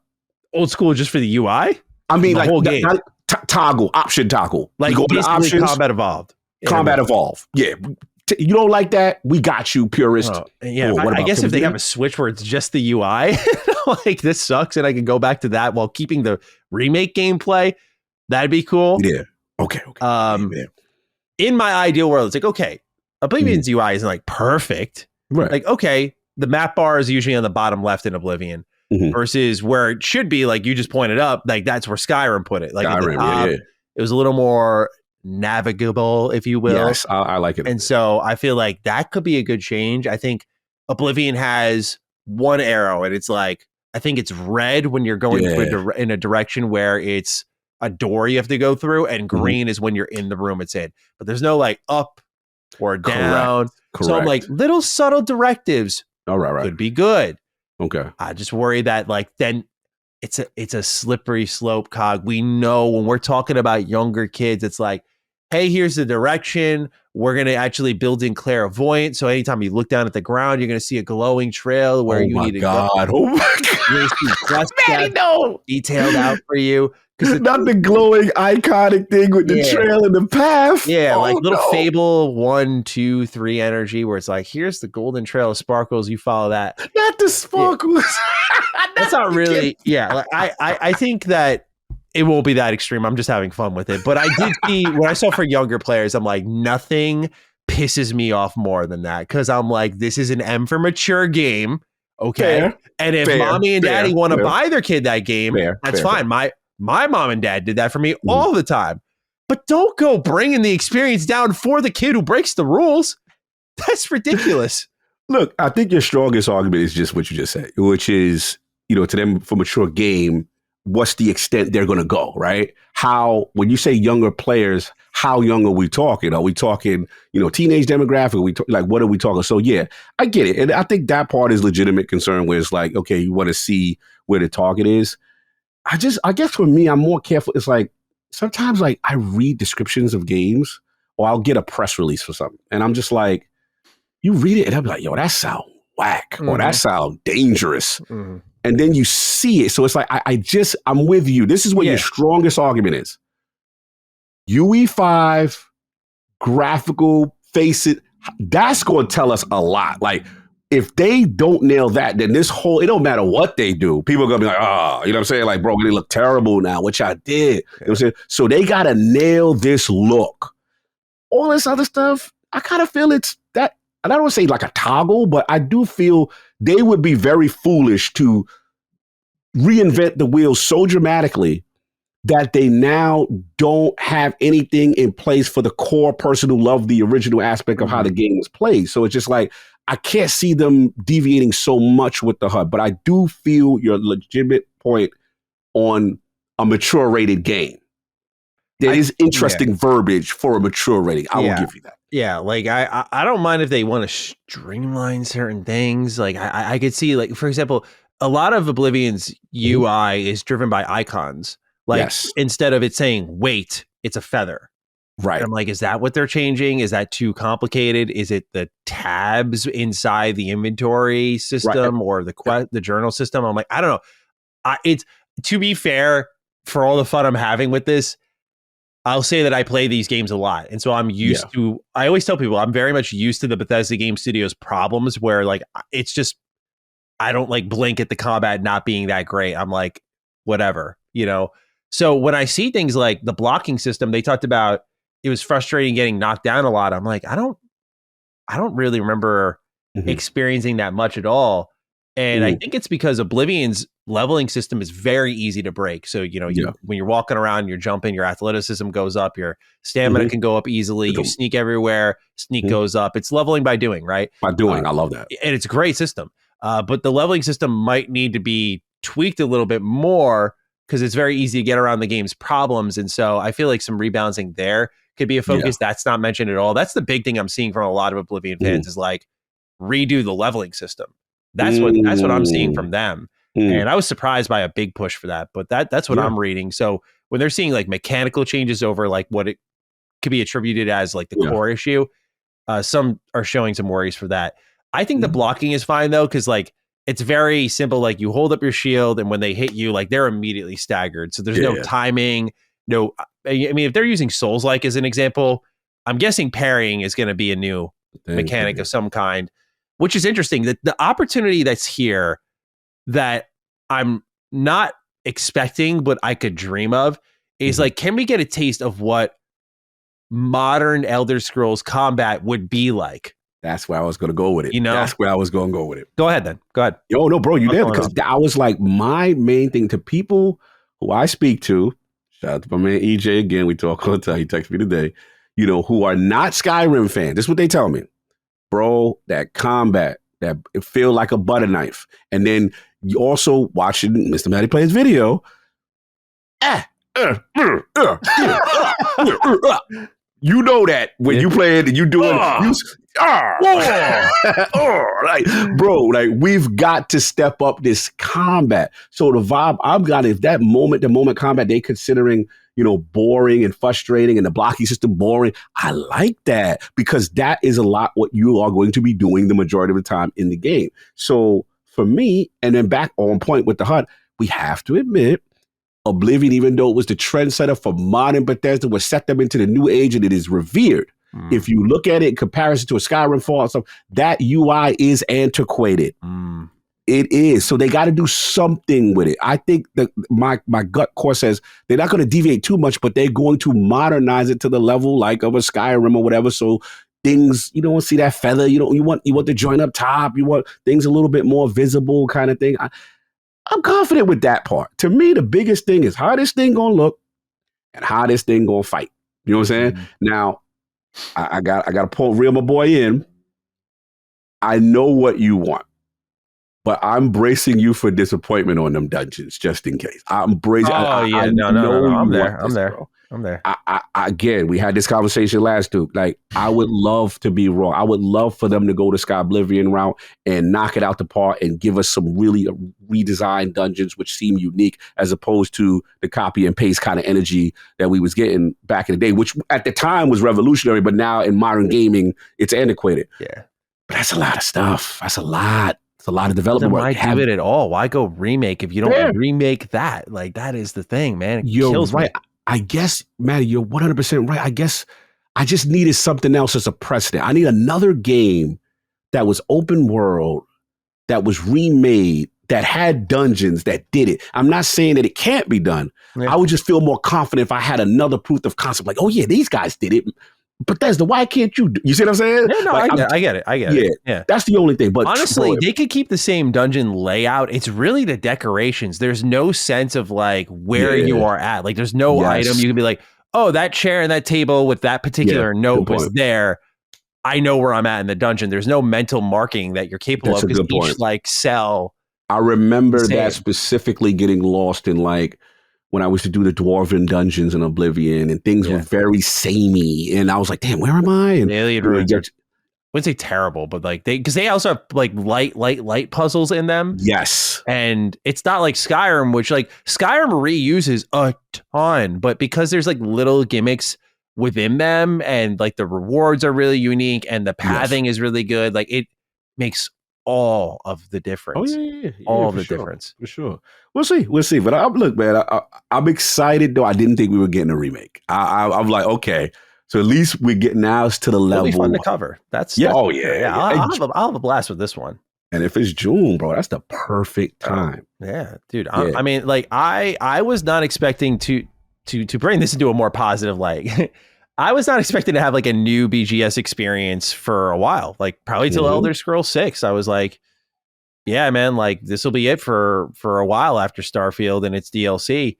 But to know that like they're embracing that remake culture, it's again, there's so many thoughts that go through my head of like what it can be. Because I know like the thing I think people are going to hear this and be like, oh, he's really protective of Oblivion. It's like, I'm really protective of Fallout 3 actually, which is also on that list. And that's next. That's after this, man. And if Oblivion is not convincing in a remake environment, then I'm like, no, like not my fucking number 2 favorite game of all time. Like, you know how I get, Cog, right? Like, not like the whole protective part. I'm talking about, you know how I get like my victim complex comes out on the podcast where I'm like, oh, of course, I get the shitty remake. Of course, the games I love get the half-ass remakes. While I watch Final Fantasy fans like, yeah, bro, watch them remake the whole story too. Like, you know, and I'm just like holding Fallout 3. It's the same thing with like the same shitty shooting. And I'm like, yeah, it's great, man. Love this. I feel like my joint gotta have what's going on there. So this is what I'm gonna do. I'm gonna sprinkle that Dead Space energy. I'm gonna sprinkle that. Let's go, baby. We're gonna put the positive energy out there. Because I remember, I never forget how concerned you were with that Dead Space. Bro, you were going in. Duke after Duke. Bro, this team. Bro, I don't know. You were going in, bro. Yeah. And I was like, I feel you. Let's see. And then they killed this. So we're going to put Dead Space energy on this. We're going to say virtuoso. What's they called? Virtuoso? Virtuose. Virtuose, bro. We're going to put that energy on you. Wait a sec. Right? No. Continue. Okay. Because I need to do some research. I'm going to tell you right now, Virtuos, if you give this man remade dungeons, oh boy, it's going to be a slam dunk. When you either unique things to differentiate them and stuff like that, or give it that personality and objects in the environment and stuff like that really add flavor to it, he going to be lit, man. I need that, Maddie, because if you come up, you mess up. What? What you found out? Remember when I brought up Spacer's Choice Edition earlier? Yeah. Yeah, guess who worked on that? No, Virtuos did the terrible. Oh no, that Space's Choice was horrible. But I thought that was Private Division. Private Division was the publisher. They published. Wait, Virtuoso did Space's Choice? Yeah, they fixed it. Oh no. Sorry. I'm sorry, bro. I'm sorry. To be fair, your Dead Space remake is on point. I will only just say that Dead Space I defended because I'm like, this is the perfect game. I know Oblivion's not the perfect game. It could be so much better. Where I'm like, yes, this is a great candidate. Yes, I'm like, do it. Put it this way. Let's flip it now. Prior to the Dead Space, what was them dudes that did Dead Space? It was Motive. God. And remember, we had the resume with the trash joint before. Yeah, true. They could have, bro. They got dragged. Learning experience. Team, yo, bro, we can't ever do that again. They need to have this at the direct. I can't handle this. It's giving me a fucking breakdown in the show. I love this. I need that game. I love the passion, bro. I love it. What's funny is I'm probably more the Oblivion, even though you're the Bethesda guy, clearly more than me. But there's Oblivion, you can make the argument, is like my favorite. But don't get me wrong, Skyrim is the GOAT. Sure. But Oblivion is so near and dear to me. Like, so I'm with you there. It's just funny to see you go through it like this. You know what it is? At the end of the day, it's a little bit of like home team favoritism in that, like, I'm like, man, people hate Bethesda now. Like, this would be a great way to remind them, like, hey, you know, look what they did. And then they come out and they're like, a stinker of a remake, you know, like that's the thing I'm like afraid of. I'm like, no, I want to cheer for you guys so badly. Please make it easy again. It was so easy back then. Hell yeah. Hopefully we're going to put this good energy out. Virtuos, man. I'm going to follow their accounts now. I'm following all their Twitter accounts. Yeah. I want to see what's going on. Any update that I see, I need to be on top of this. Look, man, I will play the shit out of this either way, man. I want it to be great for the Bethesda faithful who are there like me, and we get fucking lambasted for daring to enjoy their games, for daring to like say, hey, some of these are my favorite games ever. It's like, I'm pulling for all of us that we get something really special here. Cause like, this is something we've been clamoring for as a community since like, I gotta say, like the Xbox One, PS4 gen, like the middle of that, we've been like, oh, just remaster it. Now we're in the remake culture, and you hear that Oblivion and Fallout 3 are getting it. So I'm just like, Bethesda, please, man, please deliver. Right, let's see the socials. Yeah, I found it. Virtuos Games at Virtuos Games. Paying attention to you now. Putting notifications on you, buddy. I'm pulling for you, man. I wonder how involved Bethesda is in this. You know, that's the other factor. Is like, if they have Virtuos doing it, is it because like Bethesda? I mean, Bethesda has their own proprietary engine, so I'm guessing the idea is like Virtuos does the heavy lifting because they're more familiar with Unreal. But I feel like Unreal is a good funnel into game development in general. So generally speaking, they should know. I don't know. We have to give Bethesda's influence credit too. Like, this is Oblivion, bro. You cannot mess this up. Todd or somebody gonna be in that room seeing you. But here's the thing, and this is not a but like I'm shutting you down. This is more like remember we said, Phil, like take out that belt and start lashing around and being like, get to work on all of these remakes and these remasters, and Elder Scrolls should be pumped out frequently, and Fallout should be pumped out frequently. Like, go to town, Phil. And what if this is like a little bit of like strong arming going on? Like, hey, Todd, we appreciate you. We got this. Oh, hell no. It better not be that. Yeah. I want Todd involved. Don't get me wrong. Todd needs to be somebody that worked there. I wouldn't like that. No, I know, but I'm just saying, I wonder if because you're saying like Bethesda has to be involved. I'm just like, I just thought maybe they had to sign off on it. That would be concerning. Yeah, that would be concerning because I'm dooming too much now, though. I'm too negative right now. I'm recognizing. I'm sorry. I have a little faith that at least Bethesda, because of the importance of this title, next to a Skyrim and their other things that really took them off, that they're gonna have a keen eye on what the hell Virtuos has been doing. So we're gonna see. I'm on the account, man. I'm on the account. So when the minute they do the official talk, we're gonna see. We're gonna see what's going on. I need like a screenshot, or something, bro. That's just gonna put us at ease. You know what's funny is like when I was covering the Aspire remake, like I talked about, like I saw that game and I was like, the part of the reason I was so excited is like, oh my god, this looks fucking amazing. Like I was so excited about it. A lot of people from the outside looking in were like, oh, it's Aspire, bro. But I was like, no, just wait. And obviously now that doesn't matter anymore. But I wonder if this is one of those cases where like I'm on the outside looking in, like, oh, it's Virtuos, Jesus Christ, like what are we doing here? But like on the inside, they're looking at it like, damn, this is great. So could be one of those spots, one of those situations. Let's see, man. Good positive energy. I don't need no meltdown because I know that Mr. Maddie video gonna be wild if they mess. I'll have to see him do it. There's occasionally videos where it does give me pause of like I get like Shattered Space is that moment where I was like, what do I say?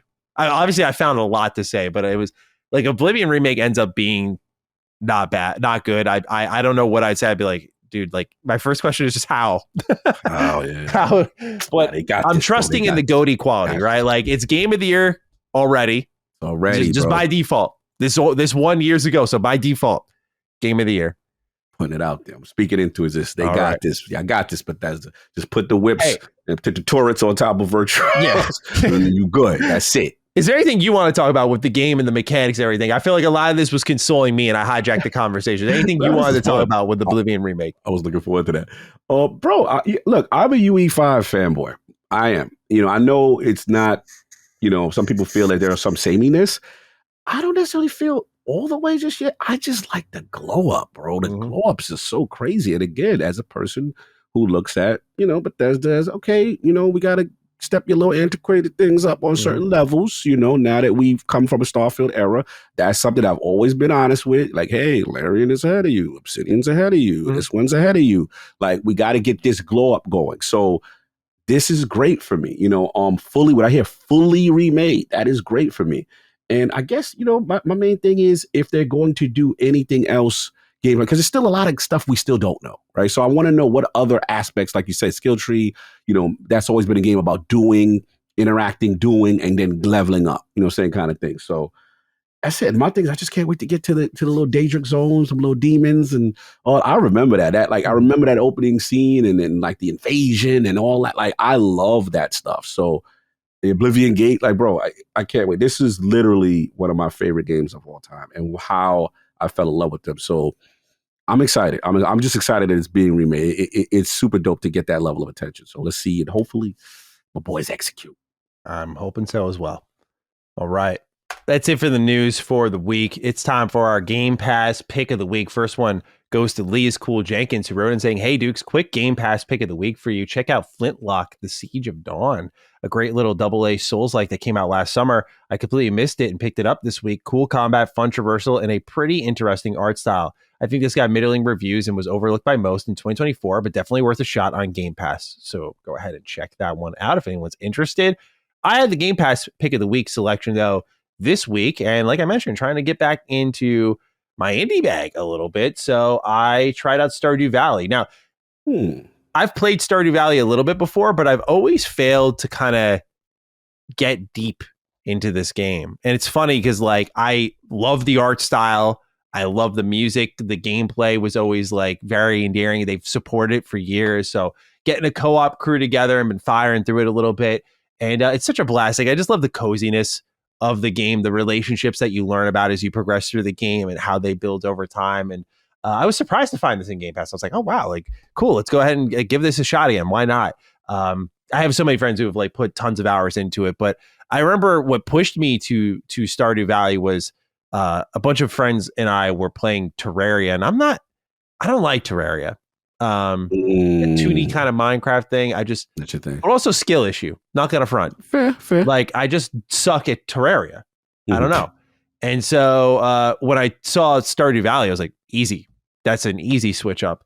But it's also one of the most successful indie games ever. And like sometimes, and this is complete transparency, sometimes what draws me to certain games, especially from a business angle, is like, what makes this game special? And kind of learning as a developer on like a more intimate level by playing it, like, okay, you are like the indie success. Like one developer just gradually worked on it over time and released this thing and supported it for years, and it just continues to get play. It's one of the most known games.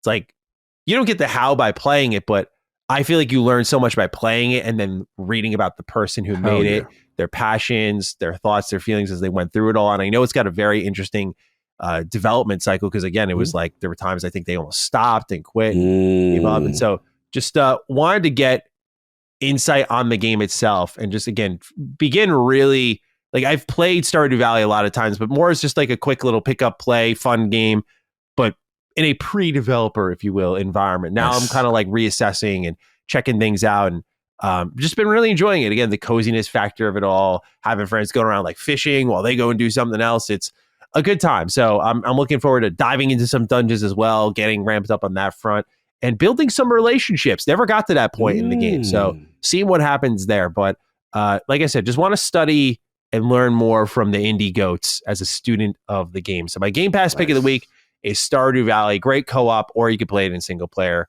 whichever you desire. Nice. Salute. All right, Cog. With that, it's time for us to wrap up the show. What a show it was. Whew. Somehow I think this one will come in shorter than last week's episode, but just barely. What do we think for the hashtag this week? Man. Well, we know the change is coming, right? Yeah. So it's like it's big. We got the games going. We got the report. I'm just feeling like, like this is what's the word for like a big like shake up or a big change? It's just like we need something that represents that kind of energy is where I'm at with it. Meltdown. Meltdown DD. Okay. Yeah. Or DD Meltdown. I'm cool with that. Okay. Like, it's going to be, it's going to hit. Yeah. I had a meltdown over Oblivion, so there you go. Yeah, and it's synergistic. That I had a meltdown when you throat coating all day. Yeah, so I was like, all right, there it is. Perfect. All right, Meltdown DD is your hashtag for the week. If you want to tag us on Twitter, I'm at G27Status. Cog is at Lord Cognito. You can find us over there. Otherwise, you could put it in the comments down below. Again, hashtag Meltdown DD. Let us know your thoughts. Cog, any closing thoughts as we round out another week of Defining Duke? We'll be back next week to talk about the Developer Direct. Oh, yeah. Massive, man. Look, man, you can't say Xbox doesn't give us a lot to talk about. That is true. For as long as we can. That's what we'll be doing. But fun show. Love the topics. And yeah, man, it's going to be more stuff coming. Like, we got to see what this Direct is. January, buckle up. This year, 2025, buckle up. It's going to be another wild year with content. A lot to get into for sure. And certainly we'll talk about it as the months pour in. You'll know what we're talking about soon enough. But until then, ladies and gentlemen, take excellent care of yourselves. And we'll be back next week for episode 212 to talk about the Developer Direct, that mysterious fourth game, and maybe even a mysterious fifth game. Till then, peace out. Defining Duke, an Xbox podcast, is a product and trademark of Last Stand Media and Colin's Last Stand LLC, and is recorded from the United States of America. The show is conceived by Matthew Mr. Matty Plays Schroeder and me, Colin Moriarty, and is written and produced by Matthew Schroeder. Matty's co-host is Barry Lord Cognito Eversley. Defining Duke's executive producer is Dustin Furman. All of Last Stand's theme music is by Ramon Narvaez. As you know, all of Last Stand Media's shows, including Defining Duke, are fan-funded on Patreon at patreon.com/laststandmedia. The following names are at the producer support level on Patreon, and we're thankful for your kindness and generosity.